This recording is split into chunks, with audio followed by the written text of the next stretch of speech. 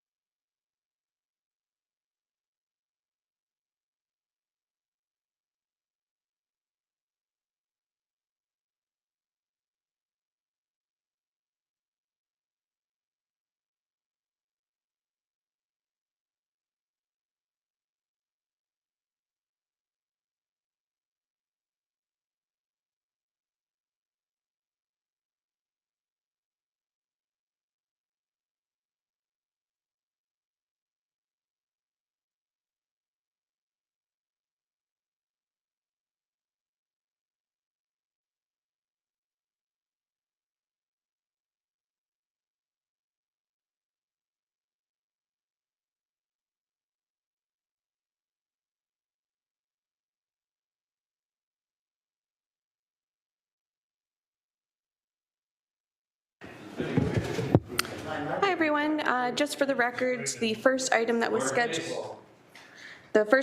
scheduled at 9:15 has been tabled and moved to the August 10th hearing. So our first item today will be at 9:20. Thanks.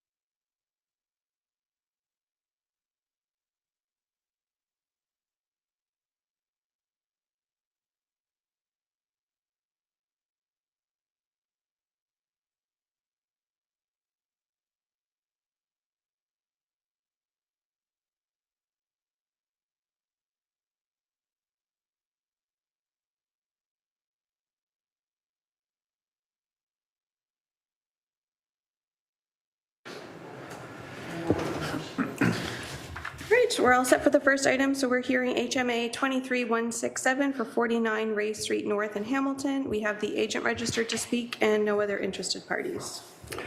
Is the agent available? I am. Good morning. Okay, have you read the comments, particularly with respect to deletion of variances? Yes, I have. I've been in Are you okay with what you read? I am. Questions from the committee? Move it. Move it. Seconded. Bob, all in favor? Opposed? None? Carried. Application approved. Hearing adjourned. Thank you.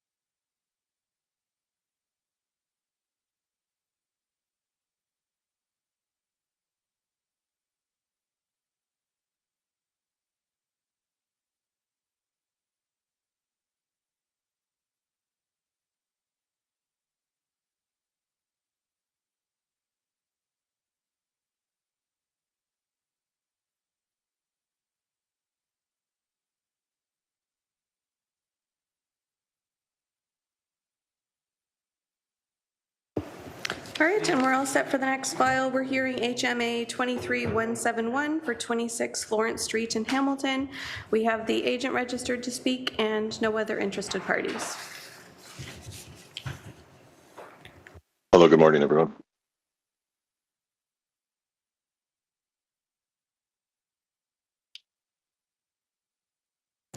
Applicant's name for the record, please. Michael Izadi Pongetti from Deck Incorporated. Okay, you've read the comments that were posted.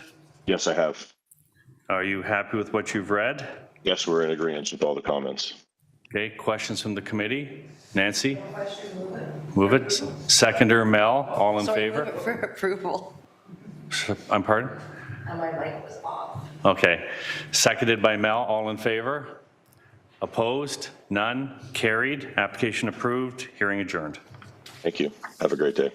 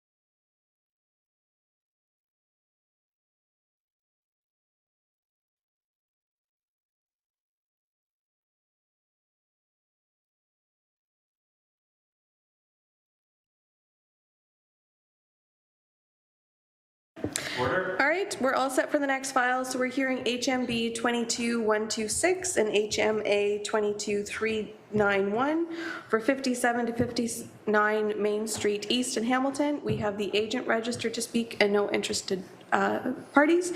We do have planning staff who've requested to speak first. Okay, planning staff, please. Through the chair, just to add on for a condition, if the application is approved, or a condition to the consent application, if the application is approved, that a noise study be placed on as a condition of approval for the proposed multiple dwelling on the conveyed lands. Sorry, that was a noise study is required for the severed lands or the retained lands? As a condition for the consent, it would be for the proposal on the conveyed lands for the multiple dwelling. So just for the consent, all right. Okay, is the applicant ready to speak? Yes, I am. This is Michael Barton, MB1 Development Consulting.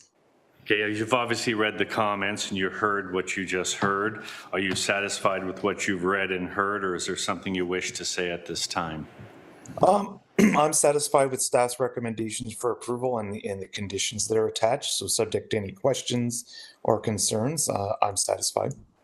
Okay, are there interested parties? No? Committee have any questions? No? Nancy? No questions, move for approval as presented. Okay. Seconded, Mel. So that's with the conditions, including the noise study on the retained land, I believe it was? Yeah. Sorry, the condition was just for a noise study on the consent Okay. application. Got it. Okay. All in favor? Opposed? None? Carried? Application approved. Hearing adjourned.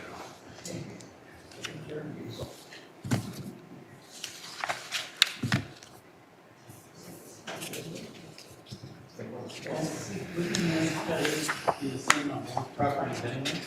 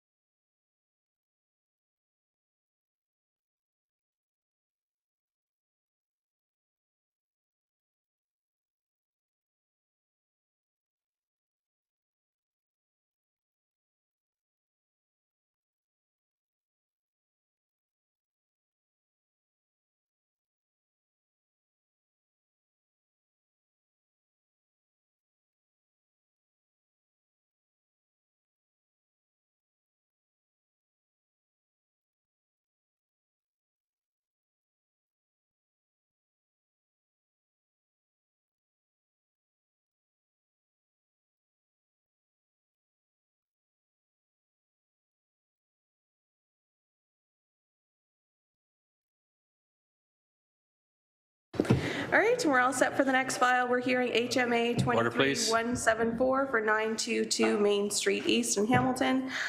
We have the agent registered to speak and several interested parties. Okay, has the agent read the comments posted?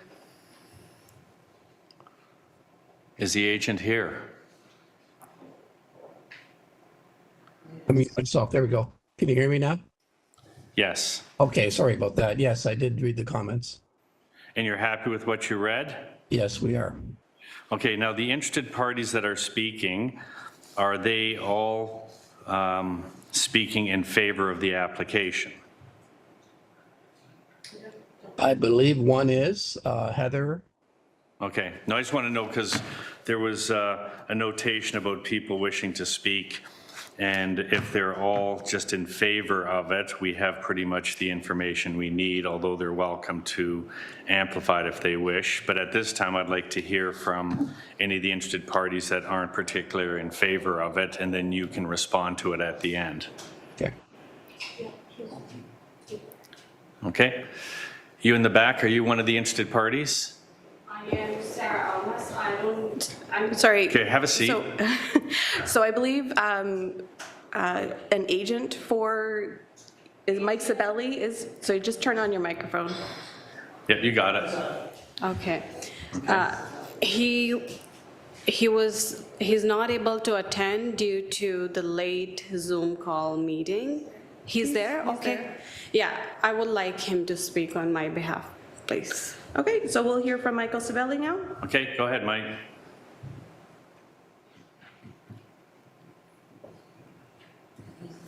You just have to unmute yourself, Mike. Oh, okay. We okay now? Yes. Yes. Okay. Sorry. Yes, I was brought on in the last minute, so I just will speak briefly onto the two major variances. The client feels that, and I feel too, that going from 20 maximum to 45 is not minor in nature. It's over 100% increase from the allowable of 20 that's allowed under the zoning.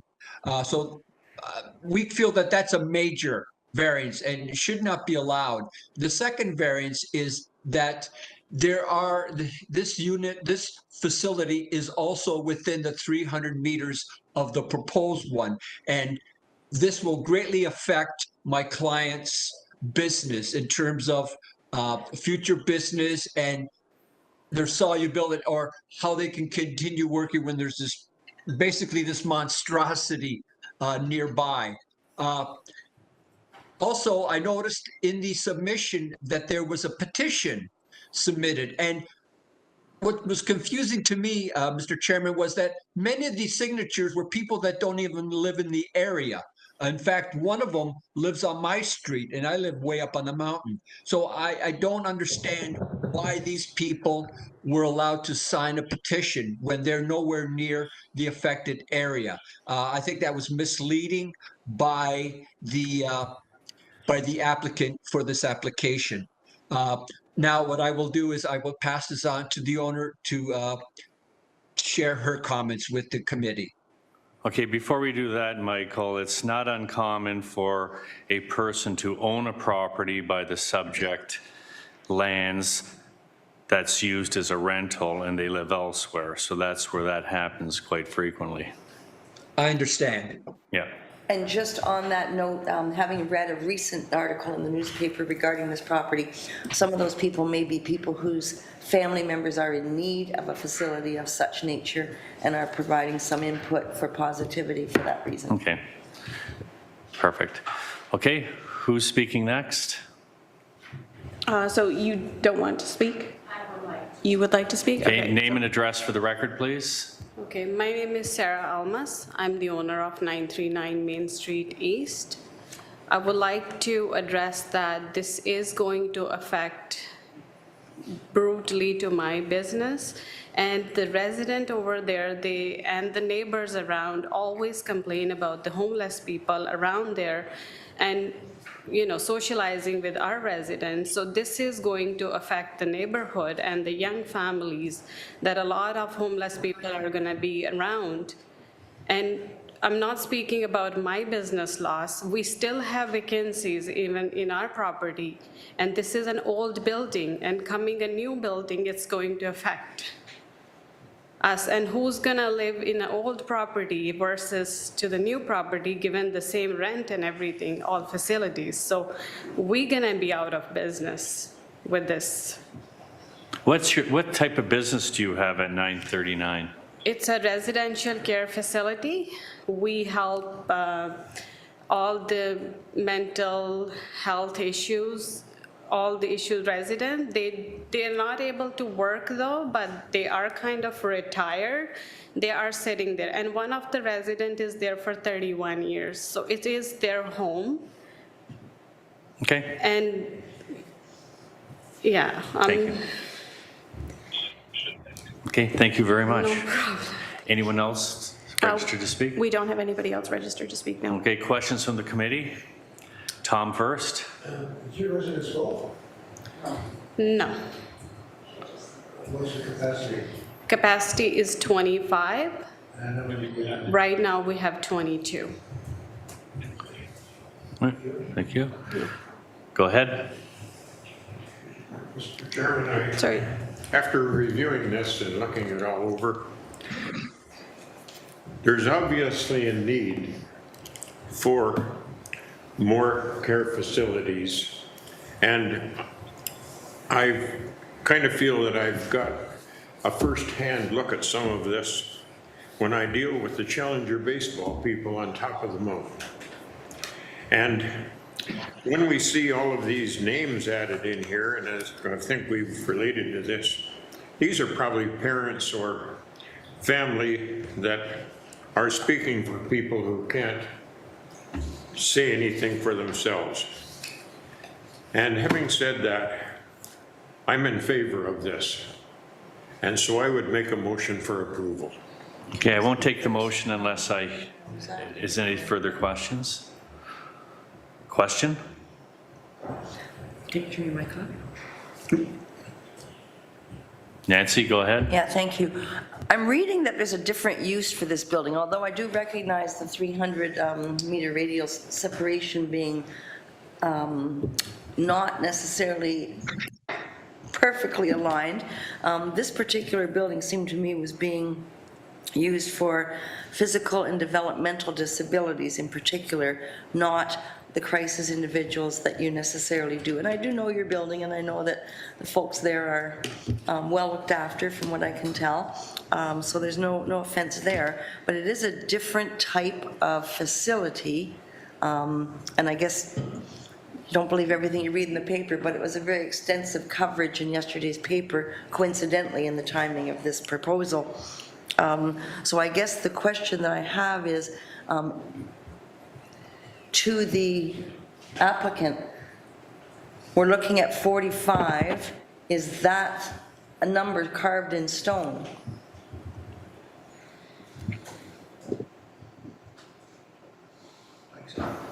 So I believe that question was directed to the agent.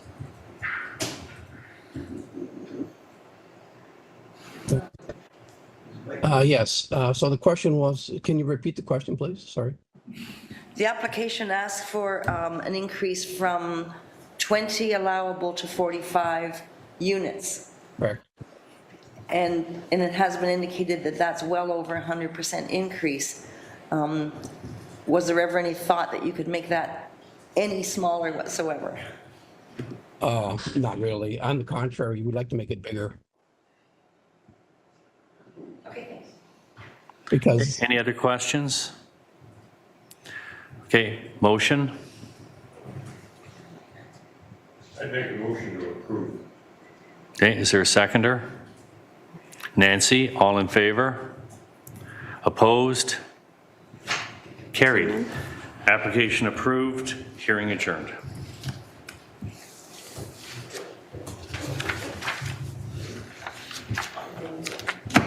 Okay, and we're all set for the next file. We're hearing HMA 23165 for 198 Hawkswood Trail in Hamilton. We have the agent registered to speak and no other interested parties. Okay, is the applicant available? You're the applicants? Okay, whoever's speaking, press the buttons. Okay, name for the record, please. Morning, Charles McPhail. Okay, and the Applicant. gentleman beside you? Scott Duncan. Okay. You read the comments posted? Yes, we did. Anything you wish to say concerning them? No, we're in agreement with them, and we're happy to provide any clarification or answer any questions if anyone has any. Okay, questions from the committee? Motions? Bob? Seconded. Tom, all in favor? Opposed? None? Carried? Hearing adjourned? Thank you. Application approved.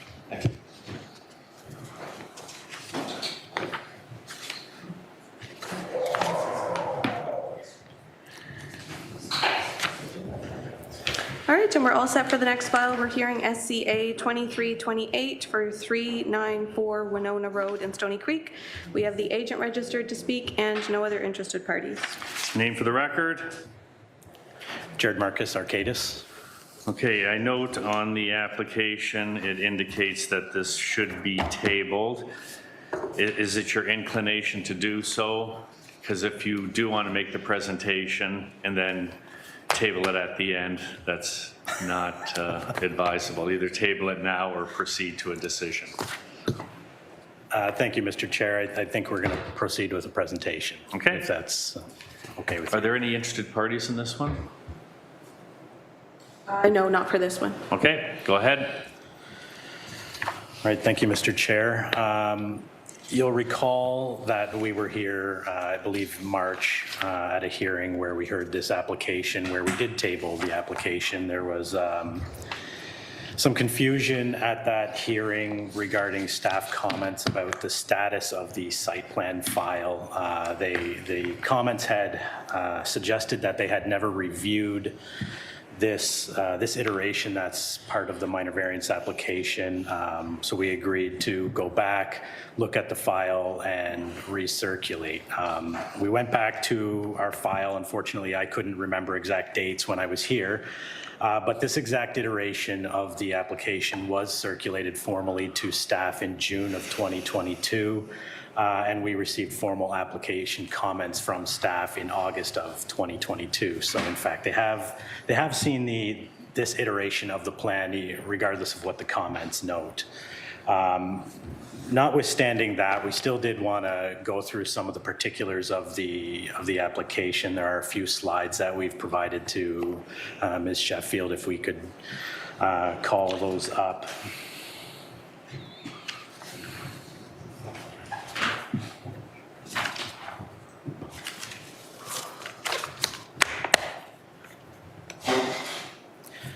Thank you. So the property is 394 Winona Road. That's near the 50 Road interchange in Stony Creek. It's just on the southwest corner of the Costco Plaza, for lack of a better term.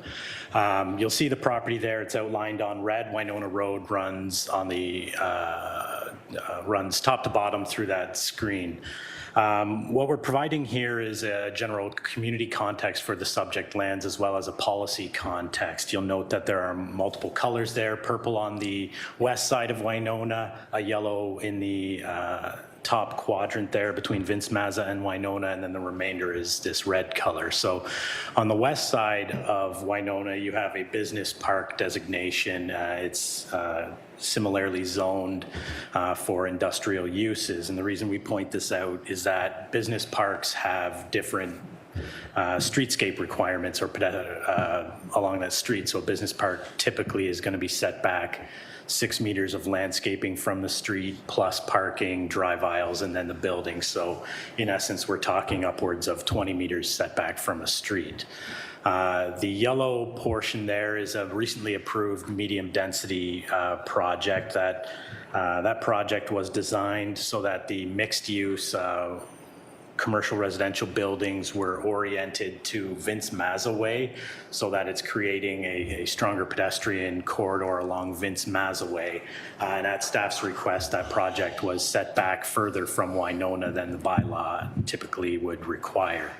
And then the remainder of that, of course, is the district commercial, which allows the Costco Plaza, and the Costco Plaza has a site-specific policy slightly different from the district commercial, which allows all those large plaza buildings and essentially creates a project devoid of any kind of pedestrian connectivity to the street, as you can see by the current built form out there. And that leaves just our subject property, which is within the district commercial, but not within the same site-specific policy regime of the Costco Plaza. So it's essentially an isolated pocket of land. The next slide will show you a closer view of the property context. You'll see the property outlined in red again. On this slide, you'll see some of the constraints we're dealing with. You have a blue line that cuts off about a third of the property, and that's a Hydro One easement. That doesn't allow us to put any kind of buildings within that setback. So already our property's constrained, lost about 1/3 of its development potential. You'll also note that there's a green square. That's the Hydro One transmission corridor. Further south of that, it immediately butts an opened but unimproved road allowance called Railway Street, which also requires, unfortunately, an additional daylight triangle that has to be dedicated to the municipality, again, constraining some of the development potential. Of course, further south of that, you have the CN Rail. The CN rail line. Like I said, all told, that property has 40 meters of frontage on Winona and 40 meters on that railway street. So you see that we do have some constraints we're dealing with. The next slide up shows you the development concept. Again, we've submitted this formally to staff. It's been reviewed, and the comments still the same issue. So you'll see again, I've outlined the blue line denoting the Hydro One easement, and the green lines denoting the actual location of transmission wires, and the green square is the transmission tower. On this one, you'll see what looks like two parcels. The parcel on the front, that's a road widening to the city for potential future widening on Winona Road, plus that large daylight triangle. So again, we only have development potential on approximately 1/3 of that property. Given on the previous slide, you'll have seen Victoria Avenue, which is an intersection that's in line with the Railway Street on the south. And again, that limits our driveway or entrance access to the north part of the site. So what you're left over with once you factor in the driveway and those easements is a potential development area of at most 18 meters we've shown on that drawing. So at most we're talking about a building along the street of approximately 18 meters. This is our client's preferred option. You'll see that there's three manual bays, a detailing bay, and an automatic car wash. We understand staff's comments are concerned about the proximity of the building to the street. We did present multiple options to staff, one of which was a building pushed to the street, but they were not supportive of that option either due to potential conflicts between cars exiting the automatic wash and cars entering the site. So that option unfortunately was scrapped as well. So we're back at what we feel is the best option for the site. It's a slightly scaled back version from the original site plan application so that we could meet parking requirements and a few other variances to try to limit the variances. So the variances are the setback to the street, which is, as we understand, the primary concern from staff. The other variances include a rear yard setback reduction adjacent to the commercial Costco Plaza. We felt that was a more appropriate location for the building than up to the street. You also have a variance for those parking spaces and the drive aisle in front of the building. The principal access, commercial zones require principal accesses from the building to face the street. This building, in fact, does not have any public area within it. It's just the manual car wash and mechanical areas. So there is no principal entrance, so we couldn't provide a principal entrance to the street. And lastly, we have vacuum cleaners within the front yard in between the building and the street, and we need a variance to allow those. Of course, the car wash comes with vacuum cleaners. So that's what the application is proposing today. There are two more slides that I wanted to run through quickly with you. And in our opinion, this is where the basis of staff's concerns or not support for the project lies. You'll note that the staff have copied these policies in the staff report, but staff have not offered any kind of analysis of those policies.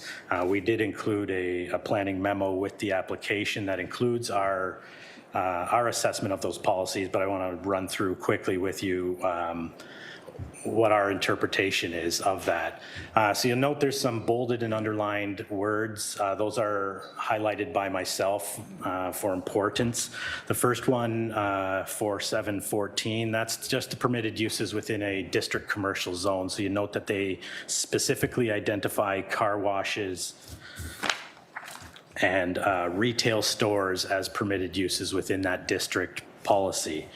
The next policy, number 11, is what staff have relied on in their interpretation of the project, and that's and it's a design policy requiring smaller retail buildings be pushed up to the street to create that strong pedestrian orientation. When we look at these policies together, we note that specific uses have been identified for permission in this site, those being retail and car washes. But yet you have a design policy that specifically talks to retail buildings being pushed close to the street. And staff have seem to have interpreted smaller retail buildings to mean all permitted uses within this district, but have not deigned to define the policy as such. The next one is a policy that was not initially raised by staff in their discussions with us, but it talks about car washes explicitly being permitted and some of the policies that should be reviewed when looking at the location of those. And you'll note that it talks about location away from pedestrian-oriented areas. And in our opinion, that is a complete contradiction to the previous opinion, is that you have one policy that they say applies to all buildings, which requires them located close to a street to create a pedestrian zone. And then you have a policy that explicitly says car washes should not be in a similarly in that kind of area. So to us, they're contradictory locations. We have an area that is not a pedestrian-oriented area. You have industrial uses on one side of the street, you have Costco Plaza, and then you have an isolated pocket of land that we're being asked to strictly adhere to policies. There's also a comment in there about parking lanes and, parking driveways, lanes, et cetera, not being between. But then you also have a policy that explicitly talks about how to address the scenario where you have parking abutting a street, which is what we've done. We have a 5-meter landscape strip, which in our opinion complies with this policy section 4.715. So in our interpretation, the project does meet those official plan policies, but for some reason staff have relied upon just the one policy and haven't provided consideration for the other policies. So that's our interpretation of the policy and why we think it meets the intent of the official plan. When you look at the 4 tests, otherwise you have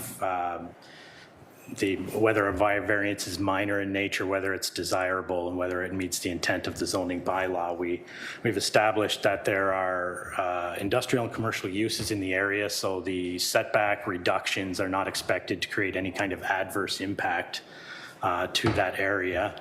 And we think that it is a desirable development for this area. Car washes are typically set back from a street. They don't function up on a street. It's just not the nature of the built form. So those are my comments to you, Mr. Chair. Okay, so to summarize, I read this as you would like us to approve this subject to site plan approval, so you don't have to go through the expense of site plan approval and then have it turned down at this stage. Mr. Chair, through you, you'll note in the comments that staff have said that they can't approve the site plan because it doesn't comply with zoning, so we have to do the variances, but the variances say they suggest we go through site plans, so we're kind of stuck in limbo. So we Understand. need the variances dealt with in order to have staff issue conditional site plan approval.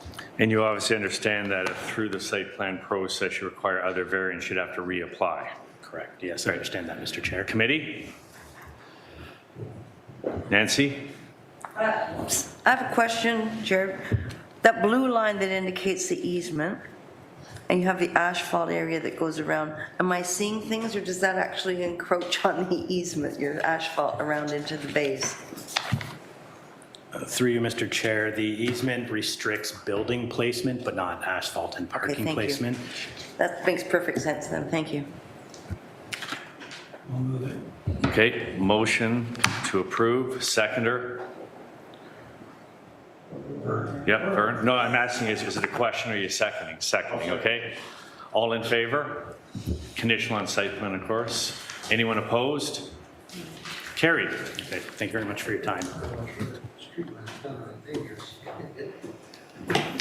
All right, and we're all set for the next file. We're hearing ANA 23172 for 312 Fiddler's Green Road in Ancaster.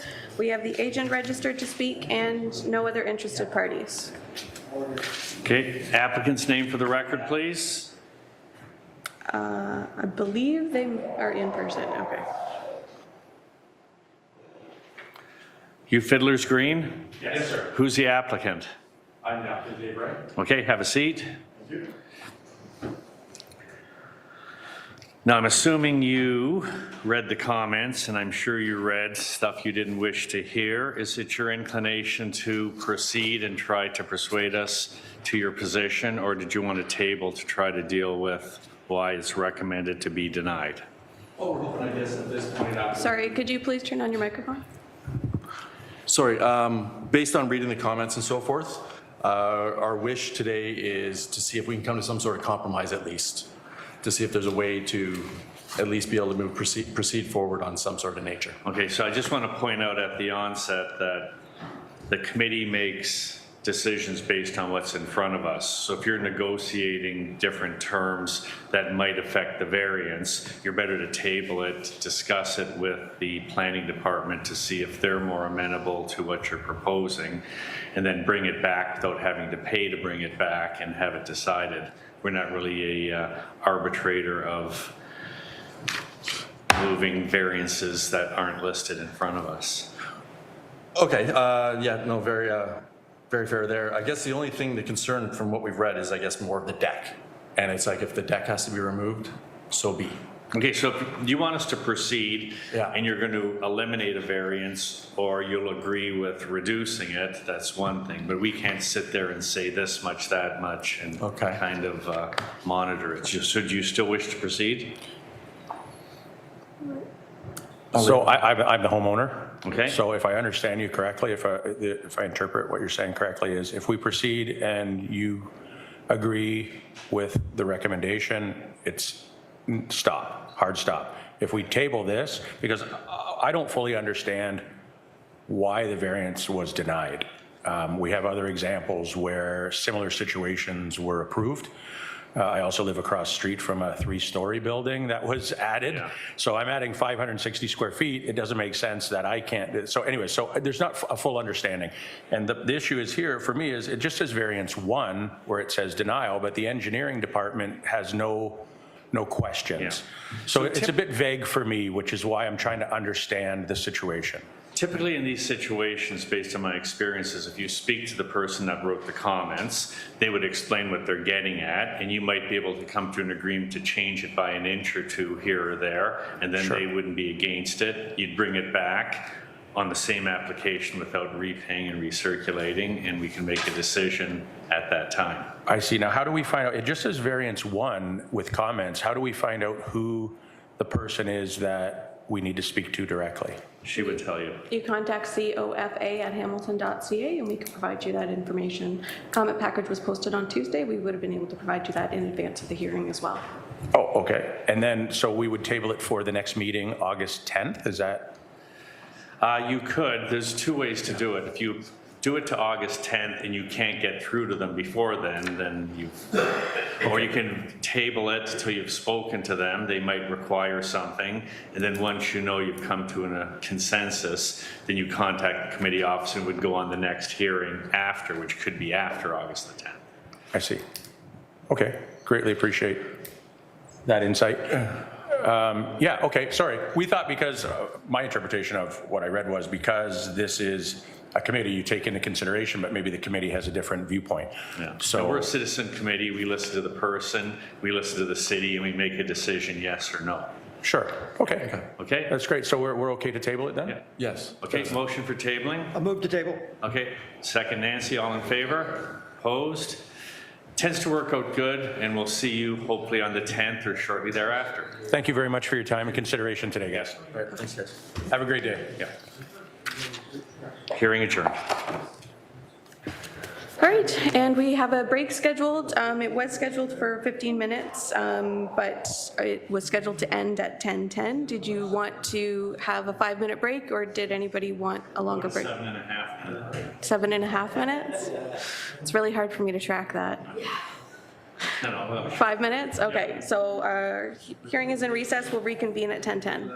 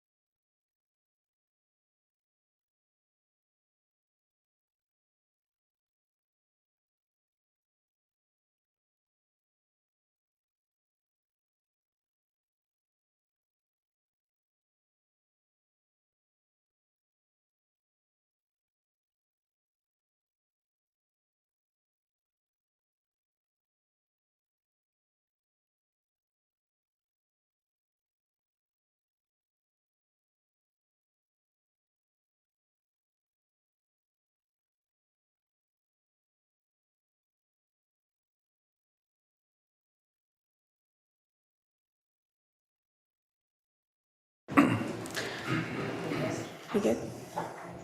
Okay, all right, we're all set for the next file, so we're hearing ANB 2347 and ANA 23170 for 376 Phillip Place in Ancaster. We have the agent registered to speak and several interested parties. Okay, so for the benefit of everyone here, once, maybe twice a year, we get an application with this many interested parties. I want everyone to know that the committee has received all the letters, all of the petitions, well in advance and have been read by each and every one of us. The way we proceed is the applicant gets the first opportunity to speak, although they usually defer to the interested parties to make their comments, and then they respond to them. The fact that we have all of the comments, and I suspect many of them were presented by the people here, it's usually advantageous to have one spokesperson to speak and add anything more they wish to speak. And then if someone else wants to add something that's here, they can, but it's not functional to have each and everyone come up and say the exact same thing. In fact, it becomes counterproductive at that point. So on that basis, is the applicant available? On the screen? Okay. Peter, are you speaking on this? No, so it's Sadiq, so you'll just need to unmute yourself. Good morning, everyone. Okay, Mr. Khan, do you wish to hear from the interested parties and then you can answer their questions and make your presentation thereafter? Sure. Okay, so if anyone wishes to, oh, sorry? I'll call them in order that I have them registered. Okay, because I want to see if there's is there someone that would like to speak first that's known by all that might be able to give a comprehensive presentation? Sorry, if you could just stay Sit at the end there, yeah. back there, and if, okay, so is this the person that's going to speak? Yeah. Okay, so if you So could take one of the two chairs and press the button so you're on the record. And then anyone else that wishes to add anything is welcome to come up and do the same. Your name for the record, sir? Ron Sebastian, And your address? 921 Montgomery Drive. Thank you. You're free to speak. Okay, so I have a presentation that I've submitted. I think somebody said that they were going to be able to. Oh, we have them all, believe me. Oh, okay, so it's not projected anywhere, is that? No, I've read each and every one of them. I looked at every name. Sorry, you submitted a presentation with the comments package on to? No, I submitted it, I've called the Committee of Adjustment. I talked to Austin, I think his name, he's the guy that was here. Said I had a presentation to present, and he said, no problem, I'll get it so that they can present it during the meeting. Let me just see if this is it, sorry, just a minute. I think I have it. This one? That's the one, yeah. Okay. Okay, you may proceed. Okay, so listen, I'm very, it's my pleasure to really represent the Ancaster Heights community. As you can see behind us, we're a very close environment. We have pretty well everybody really associated with this particular address that are surrounding this particular address, and there's only one really missing person, that's Kim Norris, who lives next door, 374, but she's a healthcare worker, and the hospital she works at, staffing was an issue, and so she's not able to get here. I'm really on behalf, I'm speaking on her behalf as well. So let's just get into this. If you go to the next chart, I really want to just start with a current environment. Phillip Place, part of Ancaster Heights, predominantly a bungalow street, very small court. Interesting things about, there's one two-story house, but the rest of them are bungalows. The setbacks from the road are all around 15 to 20 meters at least, which really affects the way the streetscape looks. Relatively small, 1,500 to 2,000 square foot. All culverts, as is the rest of the community, which brings up some issues with drainage and stuff I'll talk about later. And another interesting point is the diverse topography. What that means is that Phillip Place itself actually is quite high above a lot of the other lots, like in behind it on Vernon Place, it's about a 15-foot drop. So if you take a look at the house in the red square there, which is the house in question, that house is actually up on a hill 15 feet higher than the houses that are directly behind it, and to the street on the right, which is Massey. So it's kind of up on a hill. You kind of go up the hill to Phillip Place to get to all of those houses. So that's really the environment that we're talking about right now. So let's go to the next chart. and discuss a little bit about this particular application. This is the lot that's there. The house on an angle, you can see that the front of the house actually kind of faces the circle part of Phillip Place. But the setbacks are all kind of matched. That's about a 15-meter setback in case you were looking. And totally surrounded with trees. If you go to the next chart, it kind of overlays what's being planned. So in this particular case, they want to subdivide the lot and put the two big houses on there. And obvious things that are just from the picture itself are things like setbacks and drainage issues and the canopy, the removal of a lot of trees that are going to have to be removed in order to build that construction. There's no access to Lot A right now from anywhere other than through Lot B, so that access would have to be built on Massey. That's a pretty steep hill that you see from Massey to Lot A. That would have to be built through a culvert, through down, and then up and around, probably with retaining walls, if you take a look at the land. So let's go to the next chart, because I just want to talk some of the issues that this severance will provide. So the average grading issues, and we all know that there's going to be a drainage plan. I know this, been living in Ancaster Heights for 25 years. So, however, drainage is already a problem, especially on this street. The neighbors behind already have problems with water.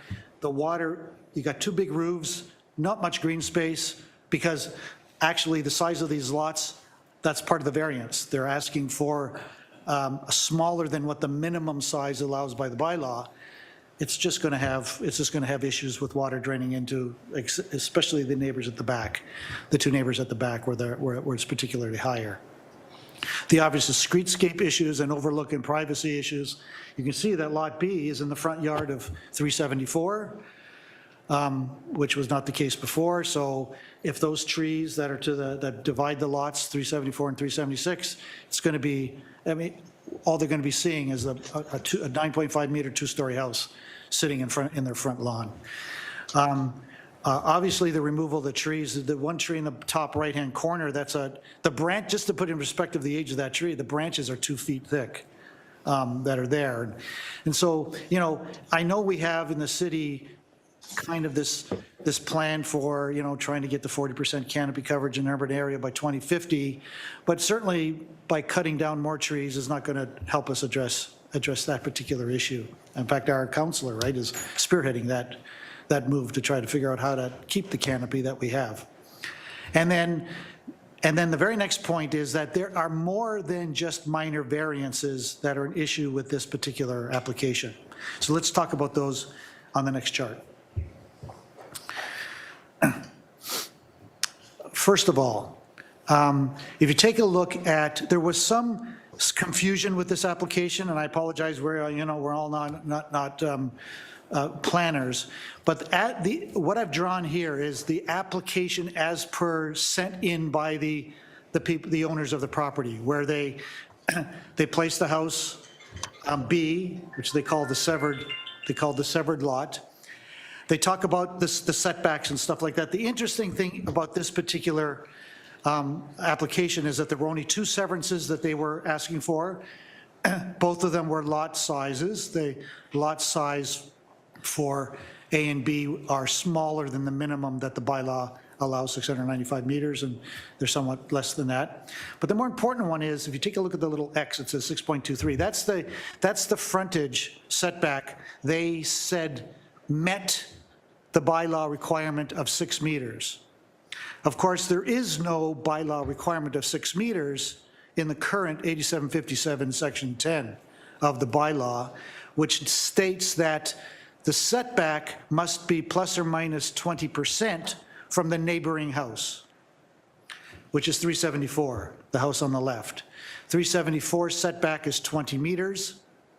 The bylaw then says, well, it's actually more than 20 feet, it's actually 25 meters, which says you have to be about 16 or 17 meters from the property line in order to meet the bylaw requirement. Now, there's no variance been asked for that setback requirement. It is just ignored in the application. If you go to the next, and if you notice, they make the front of the lot kind of that front corner, matching the angle of the old house. That's where they make the front of the lot. Go to the next chart, please. The current application, so sometime after the application was applied for, they changed the orientation of the lot. They're now making, and I guess you get that right, if you have a corner lot, you can change what lot wants to be the front, what wants to be the front part of your lot. They now claim that, or this particular application says that the front of the lot is on Massey. By the way, not the front of the dwelling, the front of the lot. Right, the front of the dwelling is still on Phillip Place. It still has a Phillip Place address. But by doing that, you can see how the front setback gets resolved. Because now the front setback only has to match the house that's A and has to be a minimum of 6 meters, and that meets the bylaw. You don't have to worry about the 20%. But it does bring up 2 other variances which this application applies for. A lot width variance. When you put the front on Massey, it's only 12 meters wide. The minimum is 18 is required, so they're asking for a variance there. And of course, that's the front. The back is now by the driveway. That's the back of the lot, and that's 2 meters. And of course, the minimum requirement for that, for a backside setback, is 7.5 meters. And so that's the second variance. Now, inside, and so they say everything other than those 2 variances and the lot size, those are all minor. And maybe it's correct that they are minor. However, in the bylaw, section 10 of the bylaw, talking about front setback, it's actually table 10.34, there's a little footnote that you have to read at the bottom of the page. It says, and I'll quote that, in cases where the principal dwelling, where the dwelling, in other words, the building part, on a corner faces the flankage lot line. So in this particular case, because they made the front Massey, the flankage lot line is Phillip Place. So where the lot faces the flankage lot line, you must change the table that you use for setback. So in other words, the setback must be, that's actually a side setback. The side setback must be now changed to be table 10.3.4, which is really the front setback numbers.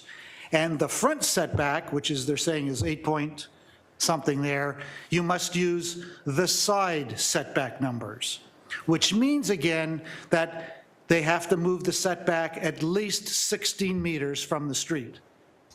And again, they haven't. It's only about 6 to 8 meters from the street.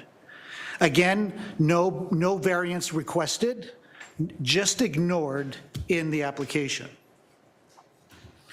So now if you go to the final chart, it's just a summary. The whole purpose of this particular bylaw, section 10, existing residential, I worked very hard with a bunch of other people with Lloyd Ferguson to get passed, were to prevent the exact issues that this application presents. Issues like ensuring proper drainage, making sure that there's enough green space on the land to handle the appropriate amount of water that's going to be runoff. Also be able to be sympathetic to the building form of the streetscape, handling the overlook issues. You should not have a new house built in the front yard of an existing home. That's exactly what the front setback bylaw dictates. The required setback requirements, really, if you follow the front back requirements, it really makes it impractical to even sever the lot. A couple of things. The city, even in their recommendations, says that they approve of this severance because that it matches, well, if you want to use their exact terms, it says something like it meets the exact requirement. All of the severed lots in their definition says the proposed lots are similar in size and shape to the existing lots within the neighborhood. And I can just pass this around, or you can see it on your own. So I'll just. Sorry, if you've already shared it. Okay, it's already in there. Okay, then they have it, yeah. They have it. It's just part of the city's plan. It shows the severance of the lots. And there is no lot in Ancaster Heights that is anywhere near the size of these lots after they're severed. I mean, there's no lot in Ancaster Heights that is smaller than the minimum. And these, in fact, if you take a look at this particular lot in Phillip Place, it's one of the smaller lots in Ancaster Heights when it's joined together with the two. There it is right there, that picture right there. If you take a look, it's hard to see, but that you can see there's a number and a shaded area. That number at the top is like, says number 376. You can see that lot bears no resemblance to any other lot in the area.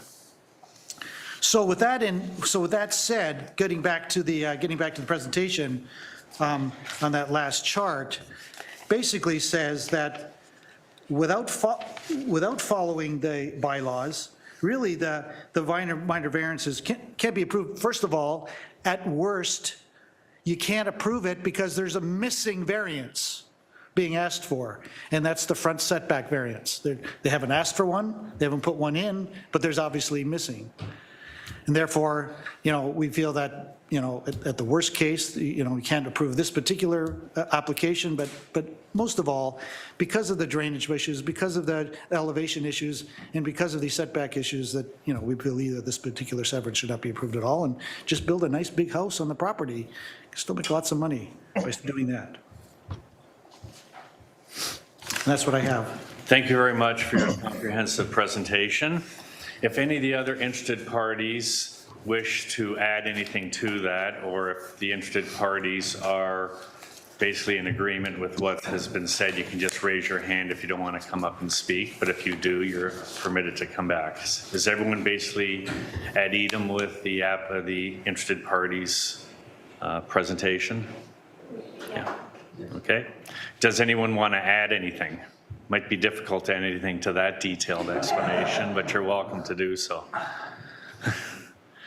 So we're good? Okay, sir, go ahead. If you want to speak, you have to come up, give your name. And make sure the microphone's on. Name and address. Delabato is the last name, address 365 Bailey. You can't add much or subtract from what this gentleman has said. The only thing is, it may have been overlooked that, and it may be silly, but we're living in an era where the environment is very, very critical. And when we're talking about the trees in the whole community, a good proportion of those trees, including this lot, are mature trees, very mature trees. There was one example given of a limb that was 2 feet across. I drive by there, I'm not familiar, but I'm not shocked or surprised. I mean, I have one tree that's like, I don't know how many feet, but 2 or 3 times that. We are nestled right in the escarpment.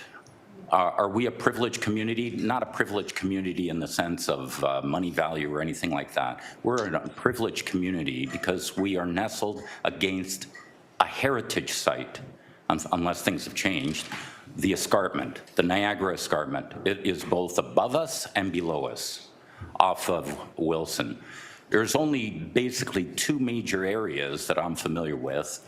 I only moved into that area about 8 years ago, that one can describe as a mature, very old community. And I'm not talking, obviously not the Meadowlands, obviously not the areas near the Walmart, Wilson near the community center, but the real mature areas. Why should they be maintained that way? Well, one of the reasons that was so touted by this city years ago, those of us that are probably over 50 will remember, or even over 40, is the fact that this city was so proud of being a community built of many communities. That's critical. That was a stupendous, it was proud of that. We are so maligned by so many major urban centers of this country, including just down the QEW, we'll leave it at that, as being the armpit of Canada, an industrial center, the old Pittsburgh and all that. Thank God for what happened in Pittsburgh, but you still see the kind of thing that we see in this city in Cleveland, in Buffalo, in Detroit, and cities like that. We have a chance in this community not to become a monopoly board. I've said it in one of the emails that there is a huge swath of land, and I'll connect that because we're not talking about major development in our community right now, but it is part of that thinking. We have a huge swath of land in the North End that developers know something more than the vast majority of us that you can remediate contaminated soil. And they're picking up properties right, left, and center over there like they have near the bay because they know something most of us don't, that you can remediate and build residential developments there. So if we're looking for, I hope that is not impacting not only this application, but other applications about higher density development in our city, in the city proper. This is not that kind of thing, because it is happening just a few blocks away from Ancaster Heights. We are experiencing traffic issues, with all due respect to the traffic engineers and the city planners of City Hall, that probably didn't come out in their various studies. And it's only the beginning, because most of the developments have not been completed yet. And this is just on Wilson, just on Wilson. What we don't want in our community, and what I think there are a number of people even in our community that were sympathetic to us at least challenging, with all due respect to the person who's bringing this application. We don't know him from Adam. Might be the nicest man, I'm sure he is. But for those who have lived here for a number of years, we want to preserve the uniqueness of this community that was so touted at the time of amalgamation. Oh, we're going to preserve, we're going to respect places like Dundas, places like Old Ancaster. Well, I hope it wasn't just words to push amalgamation. This is an old community. And what we're worried about, and a lot of people don't understand, is the precedent that it will create. It's not just the little problem or the major problems that are existing in that part of the community. It's going to open up the floodgates, and that community is going to be lost. And so much for the words of trying to preserve and respect the uniqueness of our communities. And this is not privileged, as I say, when it comes to income levels, et cetera. There are plumbers there, there are electricians, there are factory workers. The whole gamut of our society is living in that community. And we have a large elderly and young population. If we open up the floodgates with this application, that community is lost forever. And so much for greater tree canopies and preserving the Niagara Escarpment. So I want you, ladies and gentlemen, to please think carefully of that. I like to think this hearing is not just for show. There's even a child here, I wish more children would have come to see democracy at work. And those are my words, and I thank you for giving me the time to talk. No problem. I'm not sure if that was a lawyer's speech or a politician's speech. I won't answer that. Or a combination thereof. I think we know each other. Does anyone dare want to speak after these two? You're welcome to if you don't, but we have everything in front of us, and city staff wants to make comments if anyone doesn't mind at this time. Is everyone okay if we proceed that way? Thank you. Okay, city staff, you wanted to make comments? Yes, good morning. This is Tim Broman, Area Planning Manager with Development Planning. We just wanted to advise that based on some additional information that we gathered subsequent to when we had submitted our written comments, we would advise that there is a motion that was approved by City Council back in December of 2016 that had requested that Committee of Adjustment deny severances for single-attached dwelling lots in the urban area for lands that have rurally serviced drainage and are zoned in the existing residential ER zone until phase 2 detailed drainage assessment study is completed and presented to the Public Works Committee. So based on this information, it is our position that we would like to recommend the applications be tabled so that we to allow us further time to review this. Thank you. Okay, I just heard what I heard. This has come up before, and we're always concerned about how long it takes to get that done. But based on that and based on what we've heard and the interested parties here, I want to ask the applicant if at this time you think it prudent to table it to perhaps address the potential extra variance issue and to perhaps broach the drainage issue and then bring it back at a not too distant hearing date to complete and bring this to a decision. What's your inclination, Mr. Khan? Thank you very much for giving me the opportunity to talk. I will not talk that long because I don't have that much time, but our good neighbors might have too much time. With due respect, they don't have to take it personal. The first, our neighbor, which is on 921 Montgomery, he is 1 kilometer away from this property. The second one, the 365 Valley, he is almost 3/4 of a kilometer away from this property. Okay, Mr. I don't know that why one second, please. If you are inclined to table this, then you should do so now. I will go with Tim. I will go with Tim recommendation, but I just want to say that, you know what, if these are direct, impacting these people, then they should have, say. But before we submit this application, I went many times to the zoning department of the city, discussed everything with them. The frontages, the setbacks is just the interpretation of the city. Whereas when we had a first meeting with the city zoning staff, they had a different interpretation, and we had 22-meter front in the Phillip Place for Lot B. But then later on, they say, no, the interpretation for the, corner lot will be that we will have 12-meter. The 374 neighbors next door to us, they have only 36 feet front. The setbacks, I know we have already a 2-story building approval for this property. So the other thing is the Bill 23 of the city, of the province, is pushing for more affordable housing. And we will follow the drainage bylaws, we'll follow the tree management bylaws, we'll follow everything, whatever the city put condition on us. And we are not going to cut down all the trees there is their concern, whatever is the city allow us and the development allow us, we will keep them. And the minimum tree cutting will be there.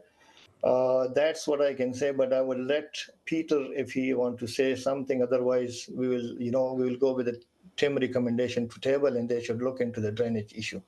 Other than that, I don't see any issue. Okay, Peter, do you want to speak, or should we bring a motion to the table based primarily on the city staff's comments, which can be addressed and it can be brought back? Your inclination? Yeah, to you, Mr. Chair. Given the new information from city staff, I would be inclined to table it. Okay, I'm going to look for a motion to table. Nancy, seconded. table. Bob, all in favor? Opposed? Carried. Okay, so for the benefit of everyone here, based on the city's recommendation, this is going to be tabled to a future date. When and if that date comes, if there's any changes, modifications, or withdrawing or whatever happens, you will all be notified and will be entitled to speak again at that one.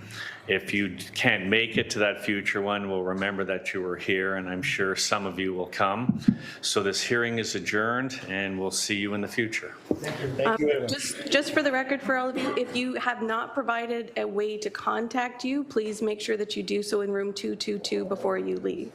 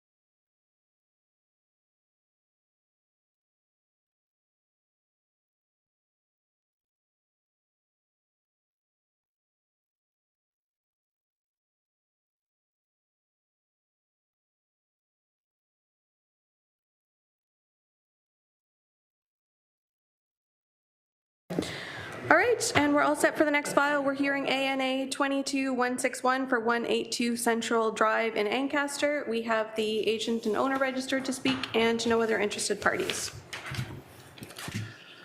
Okay, applicant's name for the record, please. Irina Merrick. Okay, did you read the comments that were posted? Yes. Is there anything you wish to add, or are you satisfied with what you've read? We're satisfied with what we read. Committee, questions, motion? Sorry, are you here for this file or were you here for the last one? We're here for No. the property on Blair Lane. Oh, okay, yeah, you Yeah, can grab have a a seat. seat if you want, yeah. Okay, motion from Bob for approval, seconder, Nancy, all in favor? Opposed? None? Carried? Hearing adjourned?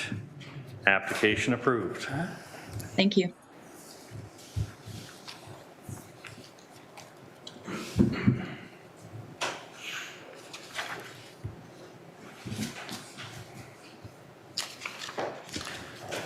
All right, and we're all set for the next file. We're hearing ANA 23169 for 165 Blair Lane in Ancaster. We have the agent registered to speak and several interested parties.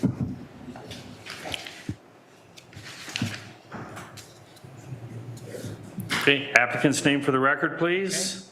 Good afternoon, Neil Thompson, and I live at 160 Beverly Court. Okay, you're not the applicant, you're the interested parties. I'll prompt you in a moment. Right. Okay, is the applicant here? I'm on the web link. Okay, Lindsay, do you want to hear from the interested parties and then perhaps speak thereafter? Yes, that's fine. Yep. Thank you. Okay, Mr. 160, you're welcome to speak. Thank you.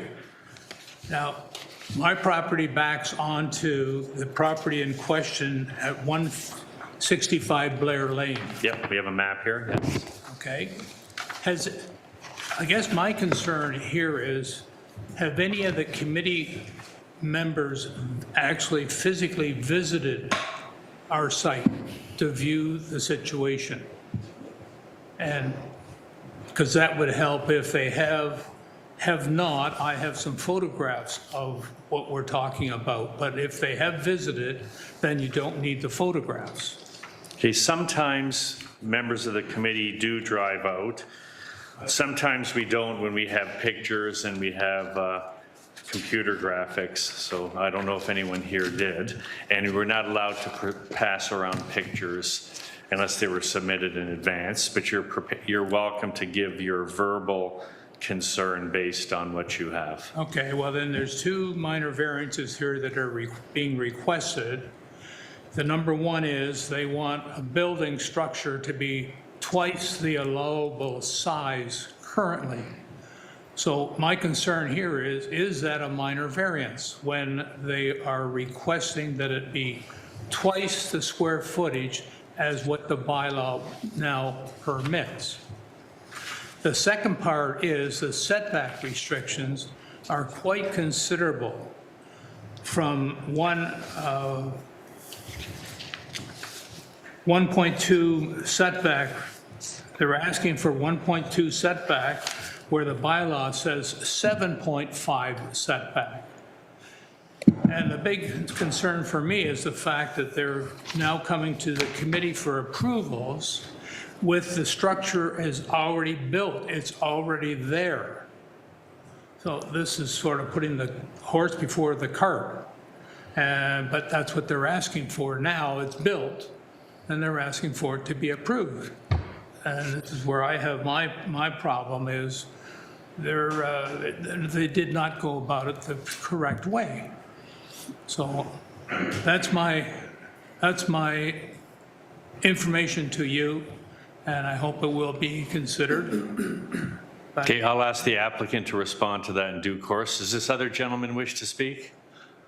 John, no, he's just here. I have a hearing problem, and if I didn't pick up something, John's here to help me. Very nice. Okay, I did read something in here where there was a mistake in understanding between the city and the applicant when they started. So I don't think it was being done surreptitiously, but I'll allow the applicant's representative to speak on that. Yes, thank you. Through you, Mr. Chair. Just to clarify, We did have a building permit for the structure that is currently under construction. It was issued by the city of Hamilton, and upon inspection, the city realized that they issued the permit in error. They misread the bylaw. So an accessory structure under 12 square meters is permitted within the rear yard setback, but a structure over 12 square meters requires the 7.5 meter setback. There is no maximum size of accessory building, so we're not asking for a variance for the size of the building. The size only triggers that setback requirement. So again, the structure that we're proposing today is the same building footprint, same height, same construction as was approved in the permit in June 2022, and has since started construction. And again, the city inspector is the one who realized that there was a mistake in the issuance and revoked that permit and advised us to come to committee to get the variance for the reduced rear yard setback.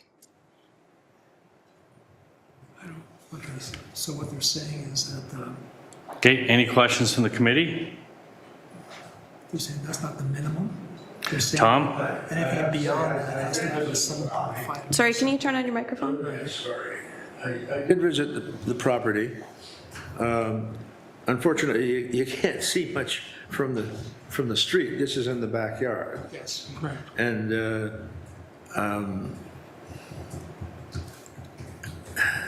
it seems to back on to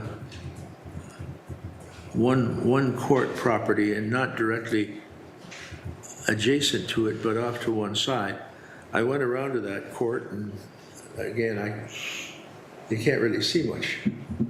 So I really don't see a problem, for what it's worth. May I Go ahead, sir. comment on this? Yeah. But you're dealing with my backyard. I walk out our patio door, and I'm staring at a structure that is in excess of 12 feet. I'm sorry, I'll use old measurements. And staring at me, it's more in my backyard than it is in their backyard. All I'm saying is I couldn't see it from the street. Well, no. Well, no. Yeah, you wouldn't. Is there a fence in the back? Is there a fence across your backyard? Partway across the back, a 6-foot fence, yes. 6 foot, so And you this got... is over 4 feet above that fence. Well, 6 feet. And when it wasn't there before, what did you see when you looked out your backyard? They had a typical storage area building before originally, which is, all of my neighbors have, I guess, for lawnmowers and so forth, in their backyards, but they all sit, a couple of them don't even clear my 6-foot fence, and a couple of them clear it by inches. And that's what they had. They had a peak roof storage area in their back area, but it was small. It was probably 6 by 8, something like that. Could you see that above the fence? I'm sorry? Could you see the peaked roof above the fence when you went out your backyard of this thing they had before? The peak of it, yes, you could, yeah. But now this is a flat roof, and we've got that 20 some odd square meters of flat roof facing my property. I think the issue is, even if it's moved to bylaw requirement, you would still see it from over the fence and it would be permitted. So it's an issue of it's just a little closer back by a fence. Well, But it's that's not a just little my- closer, it's a lot closer. Okay. If it were to be where their setback calls for, I would not have a problem whatsoever, because that would be well back of the line. I mean, for all intents and purposes, this is sitting, on the property line, although it isn't. It's a meter plus setback, but it's big. It's big. Now, Okay. if there's any, I doubt you're going to have them tear this down, but can they not lower it so that it's not so huge in my backyard? I mean, I have a nice patio out there and I have to stare at the back of this. So if it could be lowered down to something like 2.8 meters or something, 9 feet, rather than it being in excess of 12 feet, that would certainly make a difference to me, but not at that height. It just, Okay, your point's been well taken. Does the committee have any questions at this time?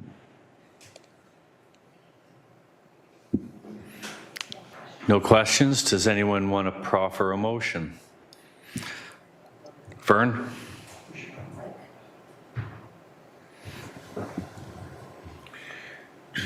Couple of comments. First of all, the neighbor is facing a revoked building permit, and everything is explained here on the back of this program, or this variance, I should say. And it says it's under construction, and the building permit was issued on June 26th of 2021. I believe it's about 3 years ago. And at that time when the permit was issued, somebody looked at this thing and reviewed it to see if it was acceptable for the area. And obviously it was. That's the reason the permit was issued. So I would make a motion to approve. Okay, motion for approval, seconder. Nancy, all in favor?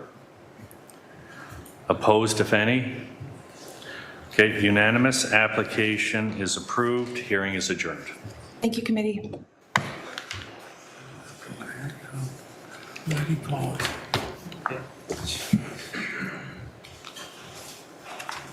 Okay. So that's it. All right, and we're all set for the next file. We're hearing ANB 2346 for 34 Loyalman Avenue in Ancaster. We have the agent registered to speak and no interested parties. And I think I've had 2 agents request to speak for this. They're both from the same company, so if you can just state your name so I know which one is actually speaking today. Thanks. Well, one of them has the same name as the applicant, so should we start with him? Or are we doing with James? Yeah, my name is James Thomas. I'm speaking on behalf of Franz Kleinpoker for the meeting. Okay, you've read the comments. You're happy with what you've read? Yes, we did read the comments. We understand the conditions that were set forward. We are already looking forward to getting the archaeological assessment done on the site. Aside from that, everything is straightforward. Okay, no interested parties? Nope. Unless there's any questions, I'll ask for a motion. Motion for approval? Okay, seconded, Mel. All in favor? Opposed, none. Application approved, hearing adjourned. Thank you. All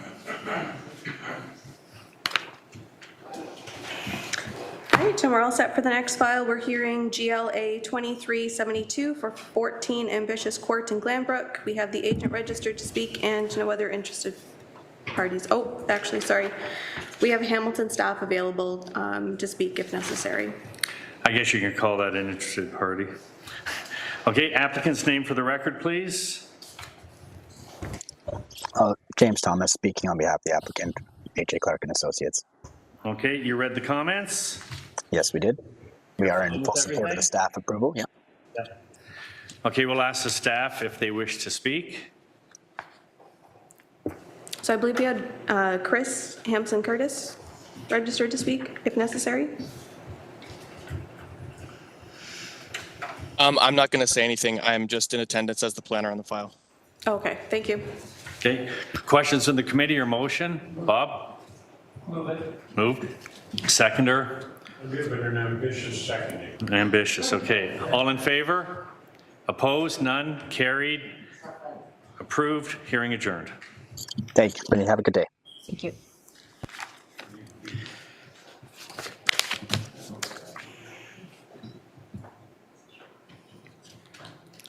Okay, now we're into the rural.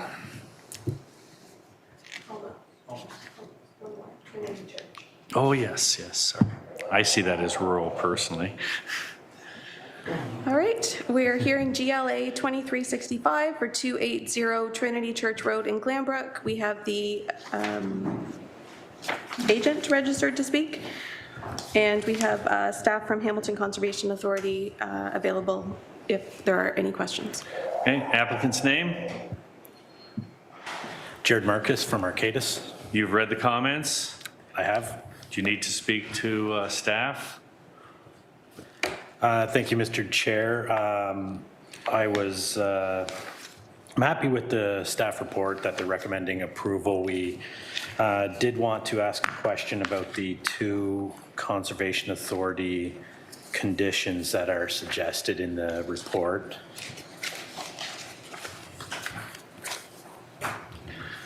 Okay, is the staff from Conservation? Okay, so maybe that can be done in conjunction with the staff member here that might be able to assist us.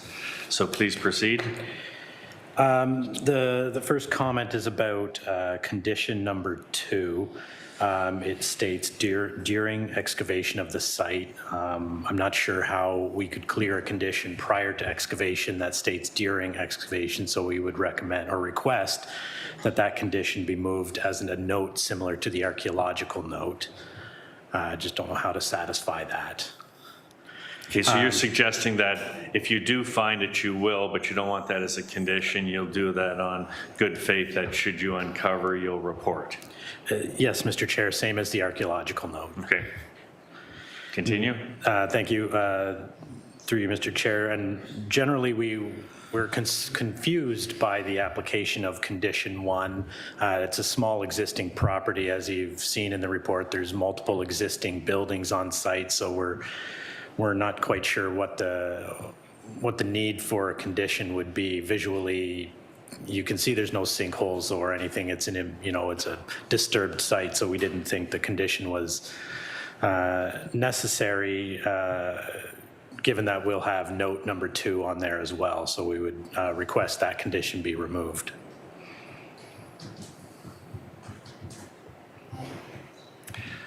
Does conservation staff wish to comment? Through you, Mr. Chair, it's Jeff Tweedle, the Hamilton Conservation Authority. I think based on the agent's comments there, we would be accepting that condition 2 could be moved as a note and handled in good faith if any bedrock or is exposed during excavation. The intent of condition 1 was to acknowledge the existence of several karst features surrounding the property. To the point that the property is disturbed, in our comments, we noted that HCA has not reviewed any development on the property. And actually, we had requested that the applicant contact HCA regarding the accessory structures, as our records show no approval for those structures, despite being in a regulated area. We would request that the visual inspection by a karst specialist is intended to confirm the no presence of karst on the property as a measure of caution, as noted, acknowledging that the past municipal class EAs have identified karst features adjacent to the property. Okay, thank you. Committee have any questions? David?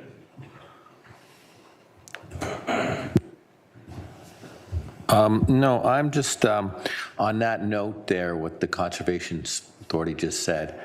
Are you good with the number 1, Jared? Number 1 is a visual inspection, and Visual number 2, inspection, I'm if just required. trying to iron that section out there a little bit here. Thank you, Mr. Chair. Our preference is that it's not attached at all, but that's obviously up to the committee to decide on.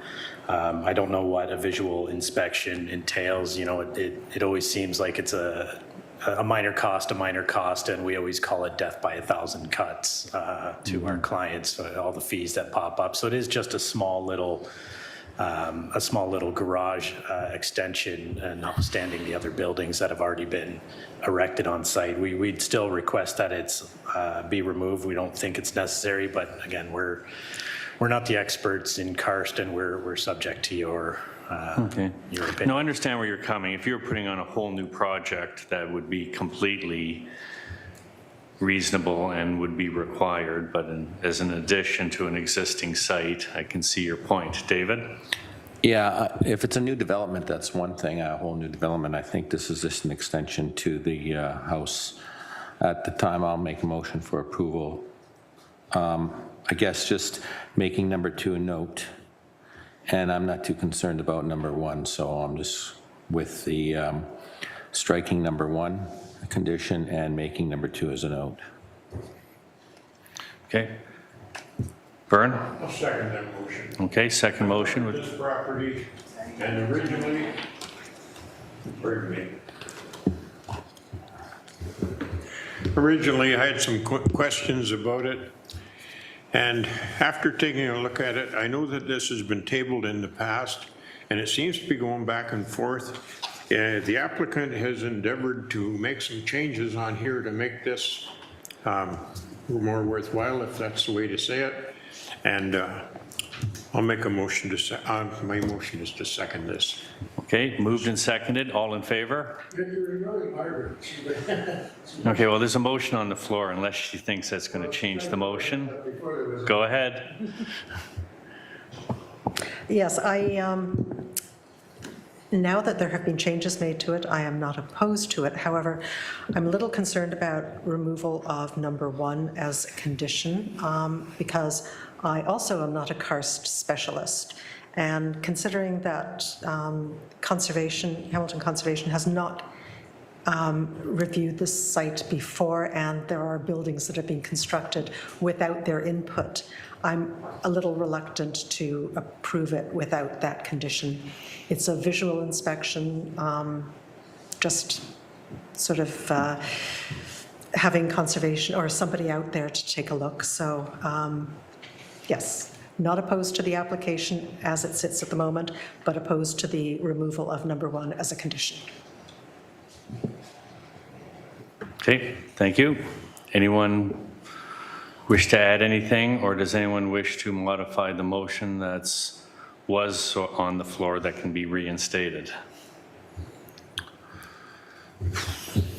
I'm keeping the motion as is. I mean, that's my motion still. Okay, seconded still. All in favor? Opposed? One opposed. Yep, application approved. Hearing adjourned.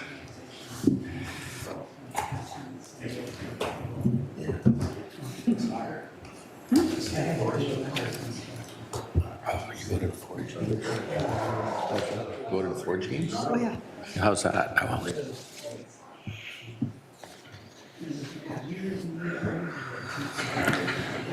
All right, we're all set for the next file. We're hearing GLA 23168 for 1404 Hendershot Road in Glanbrook. We have the owner registered to speak and no other interested parties.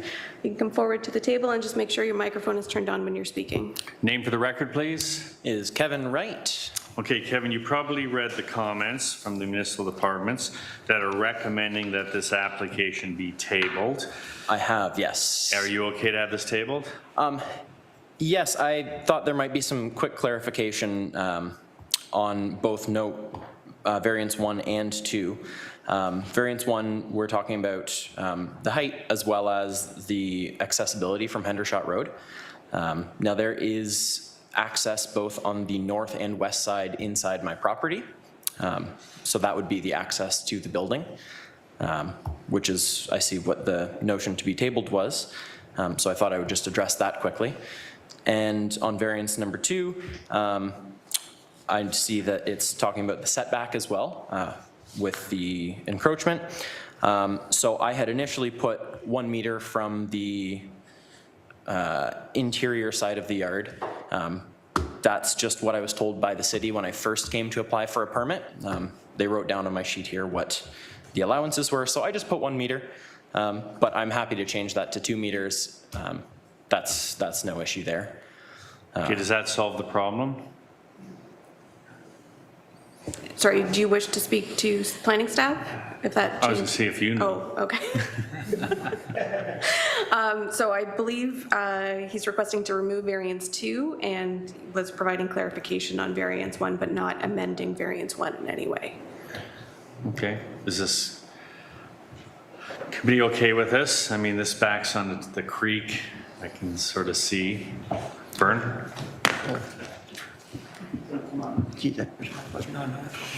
Thank you, Nancy. I visited this property and we just heard how we can make an adjustment to the setbacks and so on and so forth. And that is just, all that is something that would be done if we were to take it back and table this thing. To avoid tabling, we've already know what we can do here to make this thing happen. I've also spoke to the farmer who is on the property behind it. He doesn't have a problem with what we're doing, want to do here. And to avoid tabling this thing, I'd like to make a motion to approve. Amending variance 1. With that adjustment. Yeah. Okay, seconder, David? Okay. All in favor? Opposed? Carried. You just saved yourself a lot of time. I very much appreciate it. Thank you so Okay, much. and just for clarity, so that was a motion to approve variance 1 and remove variance 2. Correct? Okay, Yep. perfect. Thank you. Great, thank you so much. Brilliant. Well done.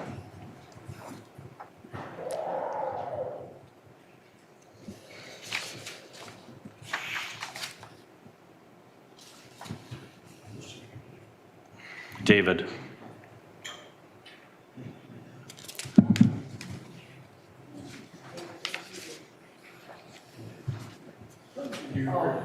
Did you hear that, Mark? I have good hearing. All right, and we're all set for the next file. So we're hearing FLA 23164 for 1 James Street in Flamborough. We have the agent registered to speak and no interested parties. Applicant's name for the record or whoever's speaking? The name Sergio Galvez. Okay, Sergio, did you read the comments? I did. I'm assuming you're happy with them? Yes, we are. Questions from the committee or motion? Move it. Okay, seconded. Yeah, it was me, thanks. You're the seconder, okay. All in favor? Opposed? None? Carried. Application approved. Hearing adjourned. Thank you, committee.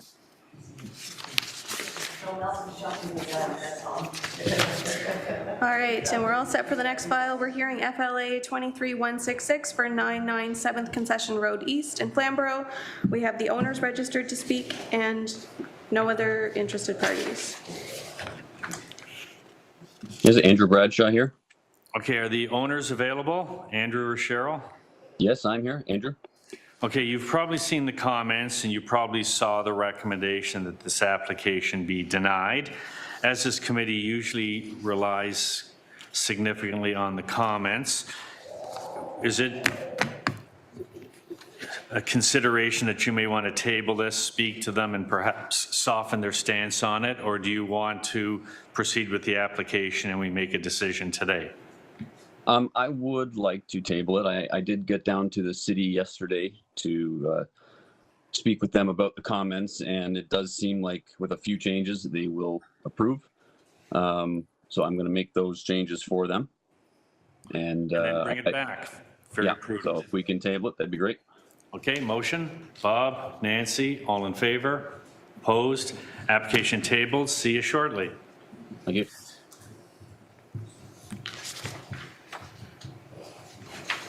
All right, and we're all set for the next file. We're hearing FLA 23173 for 1259 Sodom Road in Flamborough. We have the owners registered to speak and no other interested parties. If you could please come forward to the table, and when you're speaking, please make sure your microphone is turned on. Okay, names for the record. Jan Vanderhout and Nellie Vanderhout, we're the owners of 1259 Sodom Road. We'd like to build a garage that doesn't quite conform with the bylaws, so we're here for minor variance for the height, the size of the gross floor area of outbuildings, and the proximity in relation to the house to the road. Thank you. Questions or motion from the committee? Bob? Moving, motion for approval, seconded Tom. All in favor? Opposed? None? Application approved, hearing adjourned. Thank you. All right, and we're all set for the next file. We're hearing FLB 2345 for 1142 Concession 4th West in Flamborough. And we have the owners registered to speak and one interested party. Okay, before we move into the interested party, is this Mr. Seeley? Yes. If you've noticed in the comments, there's a request by the city that's suggesting that this be tabled for further information. Are you inclined to table it at this time, or did you want to proceed with the application, at which case we'd make a decision at the end? I am a little surprised that the Director of Development and Planning believes she needs more proof about the oil leak. Imperial Oil bought my son's house, as you know, and they really wouldn't have done that because they're going to have to sell it again after the land is remediated. So, I mean, there's definitely a leak, and ESSO has forwarded just yesterday, because we didn't know we needed to have proof. We forwarded an email with the locations of contaminated soil. So, and it is on our side of the property, and I'm just surprised. We're willing to table Okay, well, hang on for a second. the application If I understand what you're saying, you had an oil leak, which is a responsibility of ESSO. They're buying the property from you with a view to remediate it and not make it your problem and make it their problem. So since it's a corporate company buying it, I don't see exactly why you need to do that, because that would be their mandate to compensate you for your loss and to, I've had this happen with other clients too, where they bought it because they screwed up. So I personally am fine with proceeding ahead unless someone else on the committee has another concern. Well, I would agree that if the application could proceed then. Yes, and that's what I believe. We would like some help with understanding the conditions. We have read the conditions, but we would like some help from the planning department to completely understand the conditions. Okay, well, the conditions for it would probably have to be undertaken by ESSO to provide all the proof, et cetera. So I think it's in your interest to have it approved and then let them move on from it in order to complete the acquisition. Tom, were you going to say something, or what's your? I totally agree with what you say. It's pretty obvious what's happened here. Had this happened before. And I don't know about the conditions. You think that ESSO would probably pick up the tab for that, but I would think so. I can speak on behalf of Imperial. It's Ryan Holt here for the record. Would that be okay? Please. Yeah, so just a quick background, just so we're all on the same page. In early 2022, a leak occurred on the Imperial Prism pipeline, which impacted the 1164 and 1142 concession properties, the Seeley properties. Working with the ministry, the contaminated soil has been removed, replaced, monitoring program put in place to ensure no health and safety risks. And then Imperial did purchase the 1164 concession property just due to the closeness to the residents on the property. So what is being proposed here is that Ron and Mary Seeley's 1142 property is subdivided so that Imperial can purchase specifically Part 6, which is 1.54 hectares. And this is all because the buildings on the property are in the same yard as the house. The access road is to those buildings are through the yard site. The power to those buildings is from the yard site. And of course, we want to continually monitor the groundwater exceedances. We have provided all the reports to the ministry. And of course, we're happy to provide any reports if need be to allow the subdivision to occur. Thank you very much. Maggie? Do we actually have planning staff who could maybe let us know what additional information it is that they will require?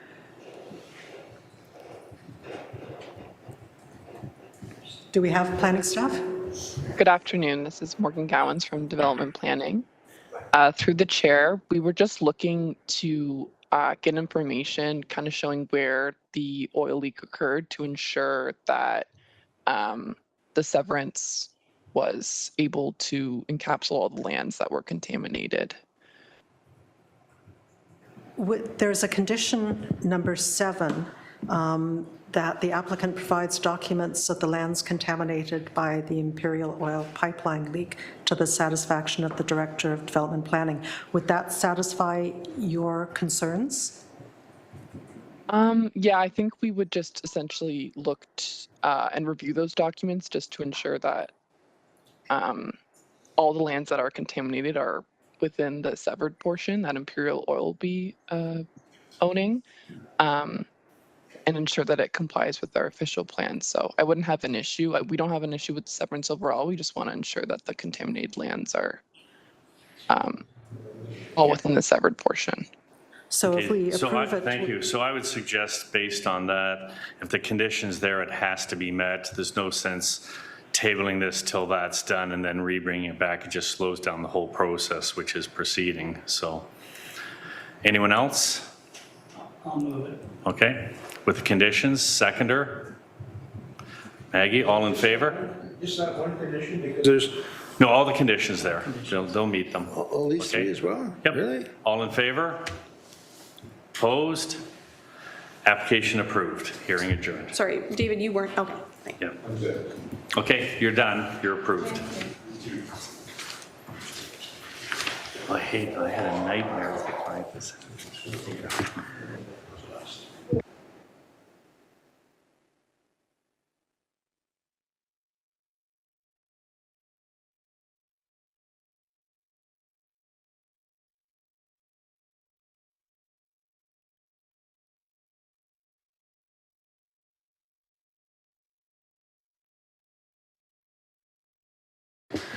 All right, we're all set for the next file. We're hearing DNB 2344 for 98 Sydenham Street in Dundas. We have the agent registered to speak and several interested parties.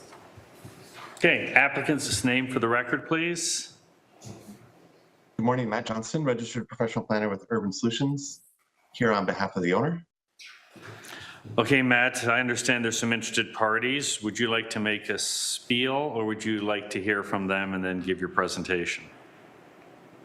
Perhaps we hear from the interested parties first. Thank you. Okay, sir, at the end there, are you one of the neighbors? Yes, I am. You have to press the button so the red light comes on. Perfect. Okay, your Yes, I name and am. address, please. My name is Mark Van Ginkel. My address is 10 Queen Street. Okay, right across the street. That's correct. What do you wish to say? I wish to talk on behalf of the trees on the property. Okay. Okay. I recognize that this proposal has been tabled pending further information from the applicant, and I'm thankful for that. We live in Dundas because of its unique geography, history, and character. No other town in Ontario is like Dundas or the Dundas Valley. I have a degree in architecture from the University of Toronto, and I get my passion for doing the right thing from my parents. Both my parents were architects and planners and were responsible for making planning a profession in Quebec. They were responsible for preserving Mount Royal from development in 1960s and for preserving Old Montreal by stopping the proposal of the Ville-Marie Expressway from obliterating it. Because planning requires forethought to envision what people will value in the future, it's often about preservation, not only progress. Like I said, I've come here to speak on behalf of the trees because they can't do it on their own. The expression goes, we plant trees for our grandchildren, but unfortunately, now the new owners of 98 Sydenham, who just purchased the property back in October, want to cut down the trees for reasons of financial gain. And that's a little bit harsh to say, but it's the reality. I've read in the city report under the heading Natural Heritage that it is noted that there are several mature trees on the property. This is an understatement. Although this might not be classified as a woodlot by city standards, it is a significant stand of eastern black walnuts, the quality and maturity of which you might find in the healthiest sections of the Dundas Valley Conservation Area.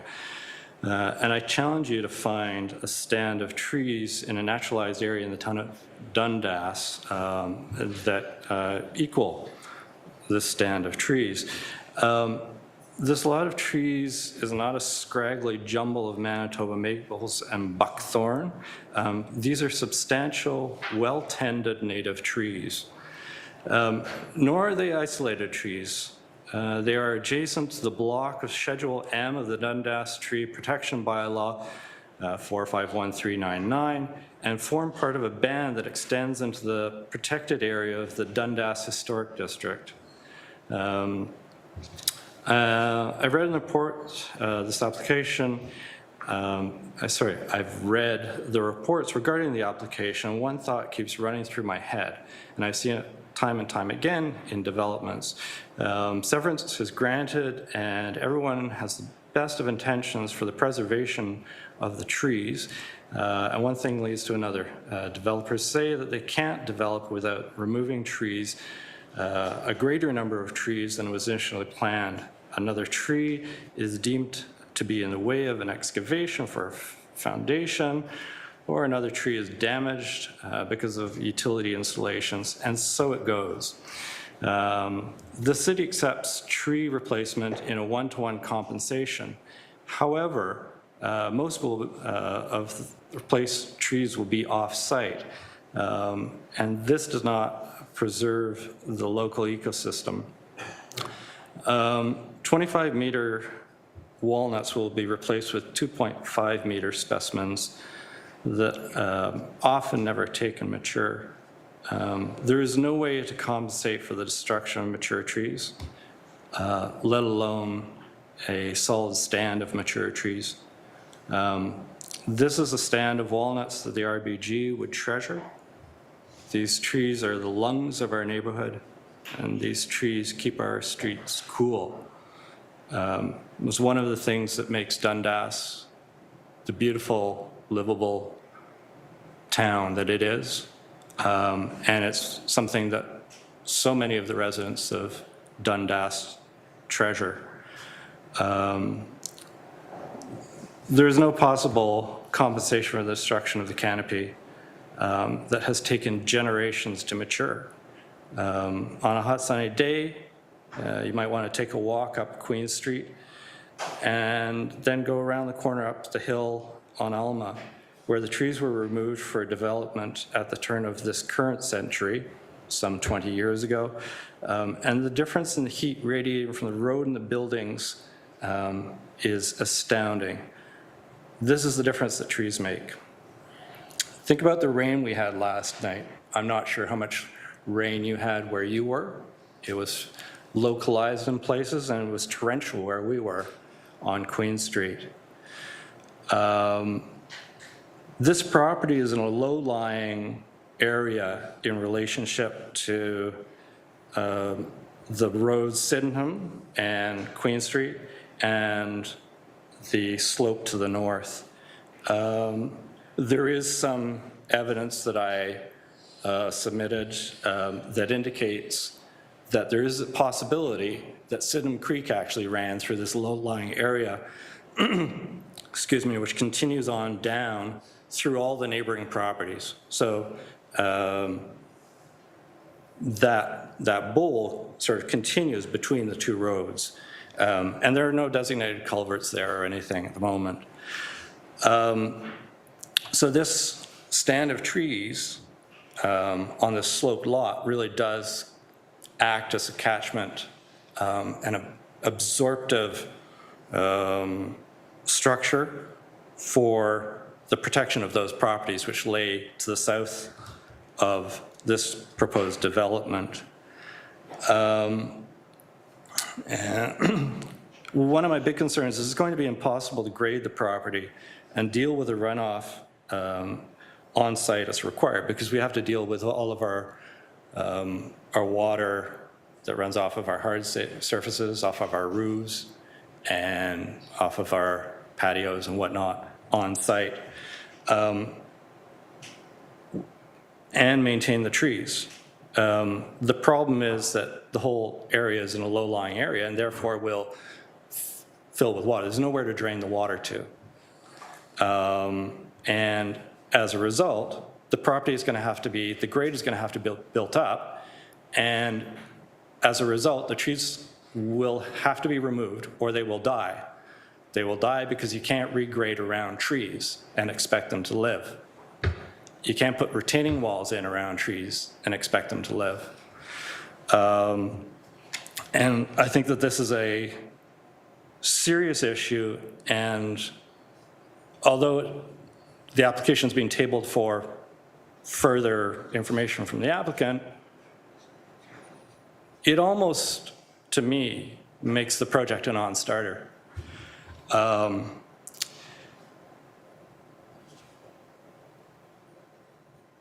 Because of the challenges this site offers, this project is going to be a costly one. Huge amounts of money are going to be spent getting out of the ground.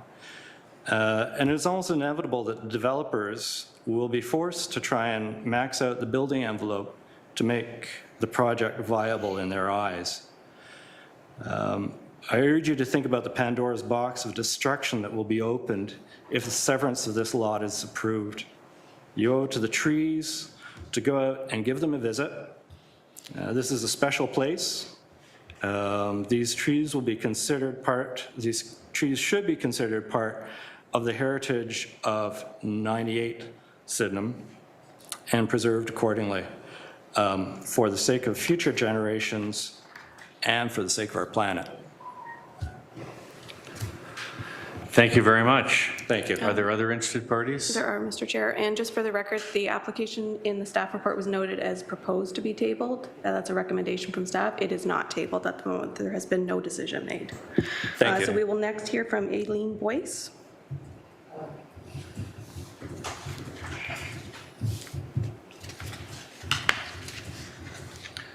Be there?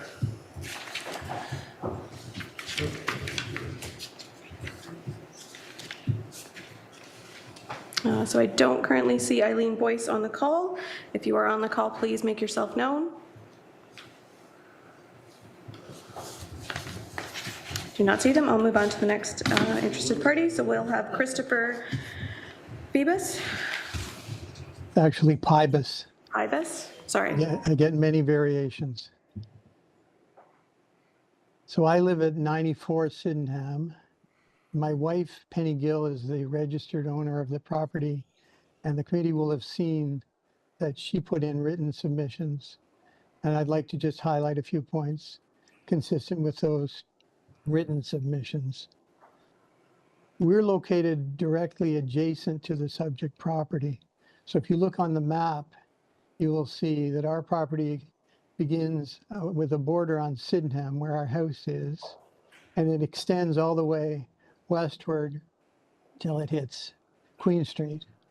And we share our northern border with the subject properties.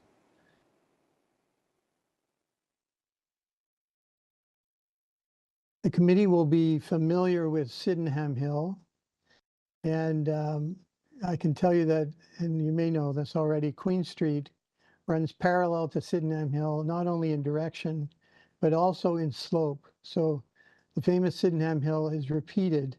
The incline, the same incline will be found on Queen Street where the subject properties face.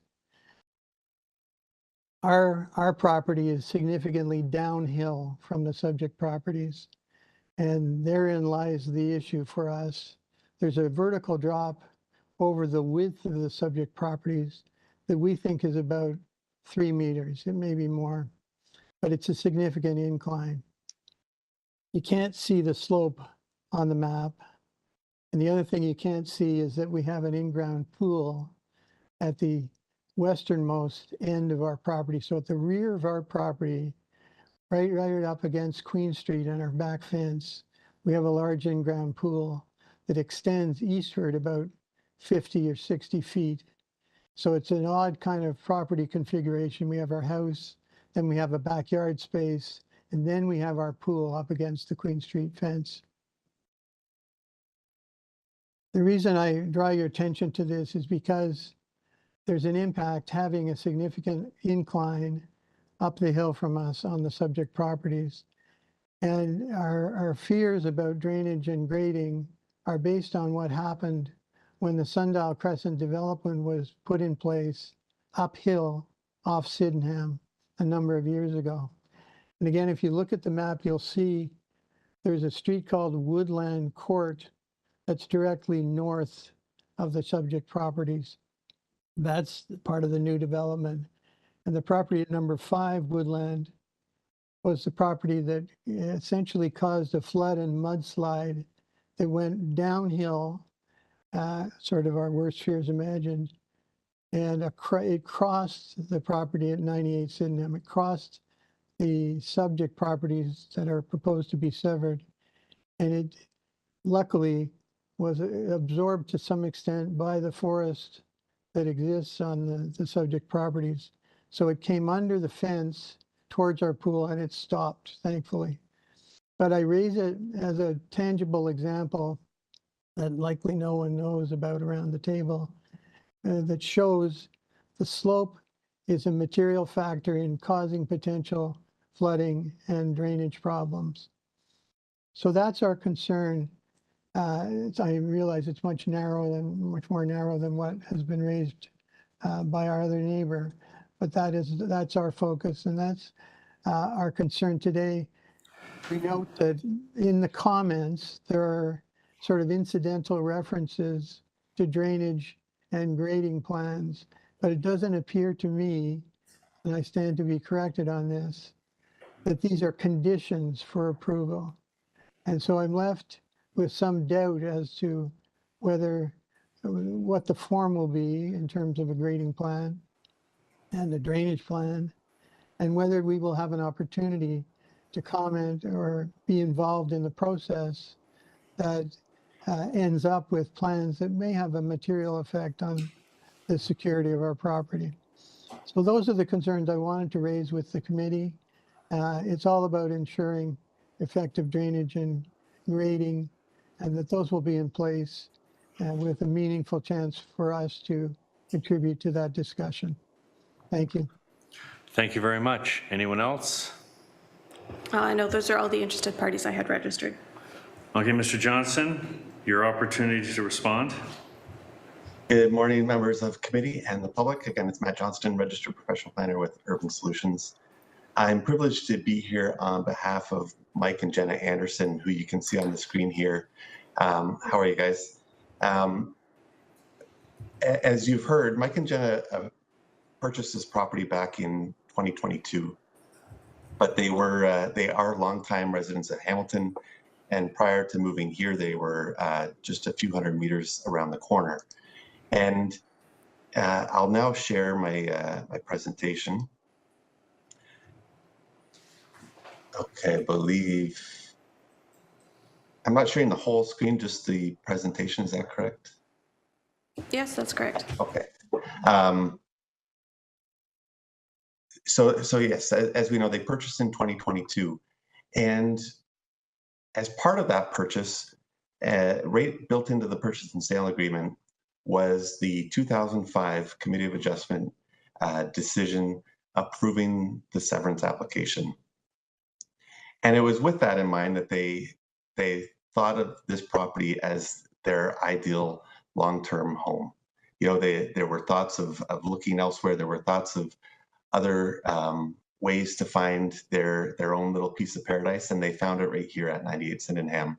And it came with the benefit and the price tag that comes along with a previously approved severance. That severance application was approved subject to conditions. Ultimately, those conditions were never fulfilled and it lapsed.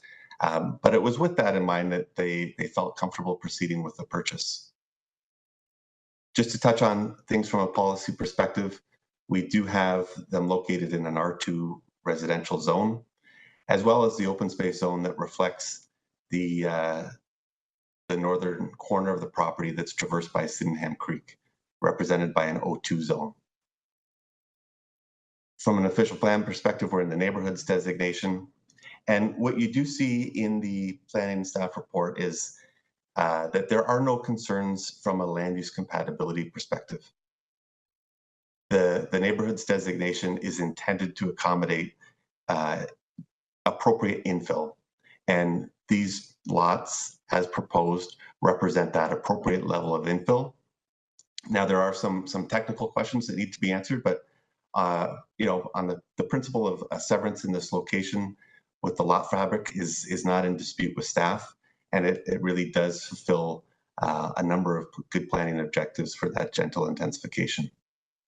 And the reason we can really conclude that is that today's severance, exactly the same as the one approved in 2006, proposes lots that are in excess of 629 and 633 square meters in size, more than 18 meters of lot frontage. And when we compare that to the zoning requirements, we exceed all those minimums. So these lots, like I said, are certainly appropriate. They conform to the zoning, and we've got some technical matters to address. So I think that covers that compatibility question. Now, one of the areas we wanted to touch on is the suggestion that we table this in order to respond to Conservation Authority comments.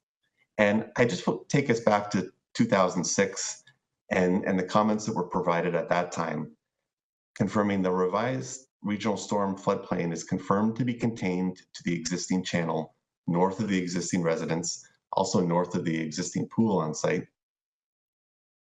and that the two proposed severed lots being located entirely outside the floodplain. On this basis, the authority has no objection to the applications. What we see today is comments requesting us to go back and revisit that flood analysis. And I'm not proposing that we avoid that step, but I'm asking that we take that requirement and we pose it as a condition of approval. And I say that for a few reasons. Namely, conditional approval is a very notable milestone, especially you see Mike and Jenny here.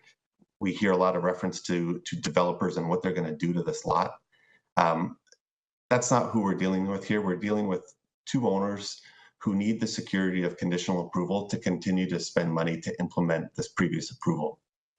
So it's with a little bit of that notion that I ask that this be conditioned as approval. We're not trying to avoid the analysis. We're just saying, get us over that first milestone so that we can comfortably spend those dollars. And further, you know, when I asked for that because we have that confirmation that the floodplain is entirely within the channel. And we also heard some of that commentary that the channel is well north of the proposed lots. It's well north of our neighbors. Any surface runoff that doesn't get directed into the flood channel it is being dealt with in the existing condition. So we're not contributing to that. But certainly we need to do a little bit of homework to demonstrate all of this. So I ask that the committee approve the application where the request of the Conservation Authority is added as a condition of approval. The next area I want to touch on is I know we heard a lot about trees, and I certainly don't mean to underestimate their value. But the notion that we require an EIS identified by staff is triggered by the fact that the creek is on the subject lands. It's not triggered by the trees, it's triggered by the creek. And as we said, that creek is channelized. That creek is north of the pool. That creek is more than 27 meters beyond the proposed severance line. And That's well in excess of the 15-meter threshold that's built into the city's official plan for that type of analysis. So I am asking that, on the basis that it's confirmed not to be a woodlot as per the tree bylaw, built right into the staff report, on the basis that we're 27 meters well in excess of the 15 meters for vegetation protection zones outlined in the official plan, and that we still have the Conservation Authority step, and we have a tree protection plan built into the consent agreement process, that I kindly ask that we don't need to do any further environmental impact analysis. My last note on that is that we do have an arborist confirmation that there are no species at risk within those trees who have already been on site to complete that investigation. So I'm respectfully asking that condition 10 be waived on the premise that we add another Conservation Authority condition of approval. I also kindly ask that in the normal fashion, we turn condition number 11 for the archaeological assessment into a note, as the committee does most typically. And with that, I'd be happy to answer any questions. Thank you. Mr. Chair, I would also like to note that condition 7 and condition 14 are a duplicate condition. I believe 14 is just a more wholesome explanation, but they are both to the satisfaction of the urban forestry team. That is separate from condition 10, but 7 and 14 are duplicates. Questions from the committee?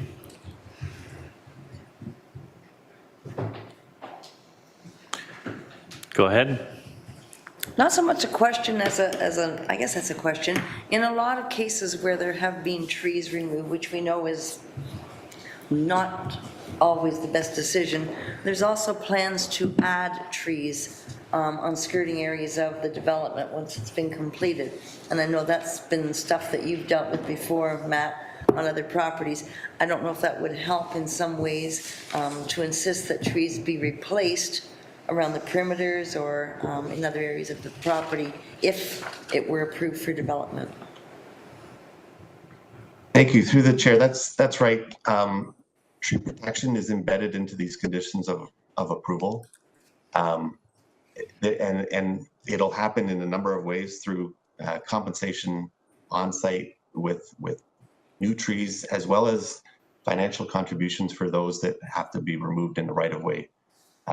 That is touched on in the staff report. So we certainly won't be, or I should say, tree protection. Yes, there will be trees removed, but tree protection, tree replacement is again embedded into the conditions of approval. Thank you. Margaret? Yes, I'm concerned that Hamilton Conservation has said that even though they provided comments 15, 16 years ago, situation may have changed and they need to have some updated review of the site.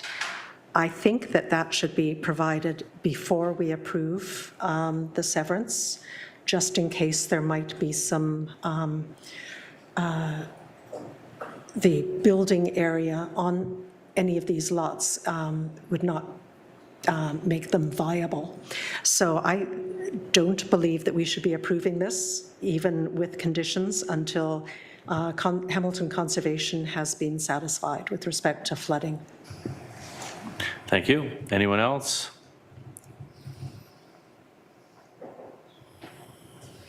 No, we don't go back and forth, sir. Sorry. David? We're trying to just draw some lines here. That's my outlook on it. I don't think there's any plans just as of yet for structures. I just need to, these conditions here, you were asking, just so I'm firm on this, you're asking to waive number 10, note 11, and 7 and 14 were a duplicate. I'm just a little confused on that. Maybe Jamil? Yes, so I believe the applicant has requested to have condition 10 removed, condition 11 made a note, and then we would only need either 7 or 14. We wouldn't need both of them because they are to the same department satisfaction. Remove, what do you think, remove 7? Remove 7? So at this time, we're dealing with the committee. Okay. Anyone else on the committee? Remove 7.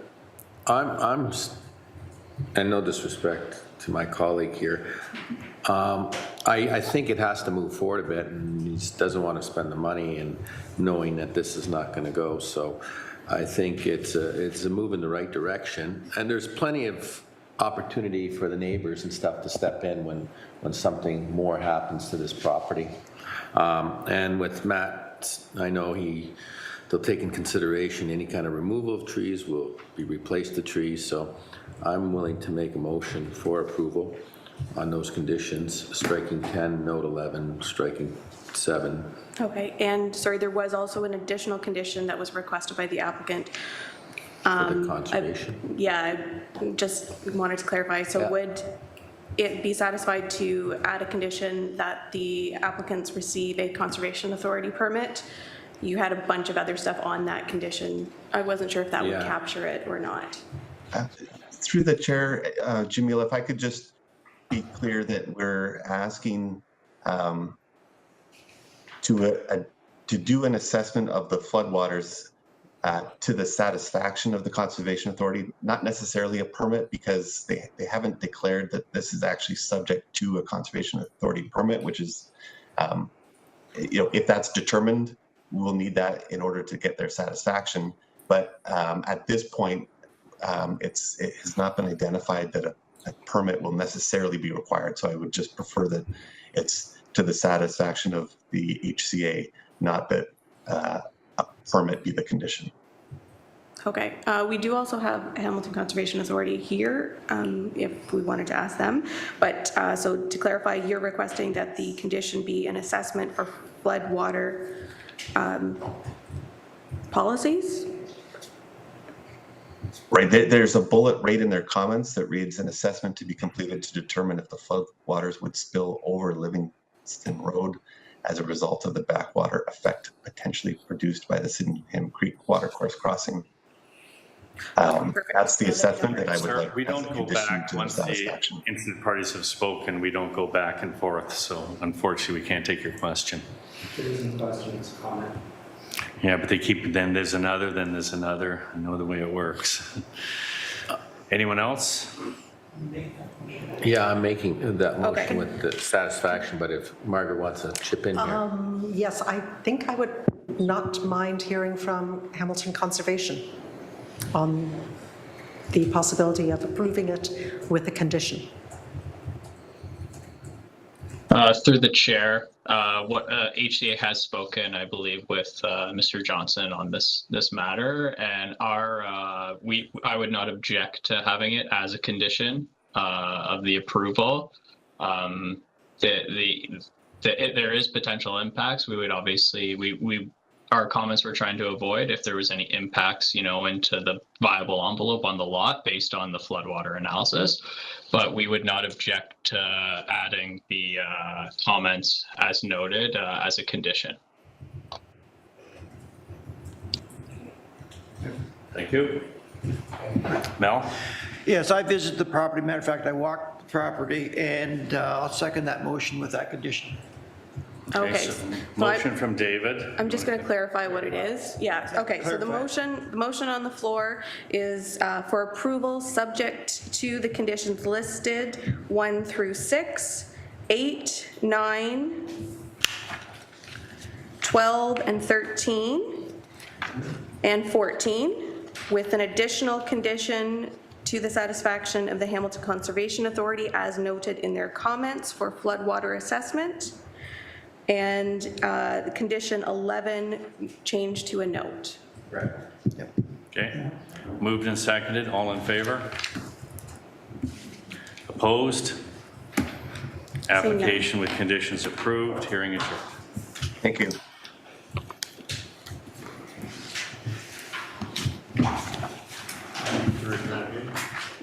Right here.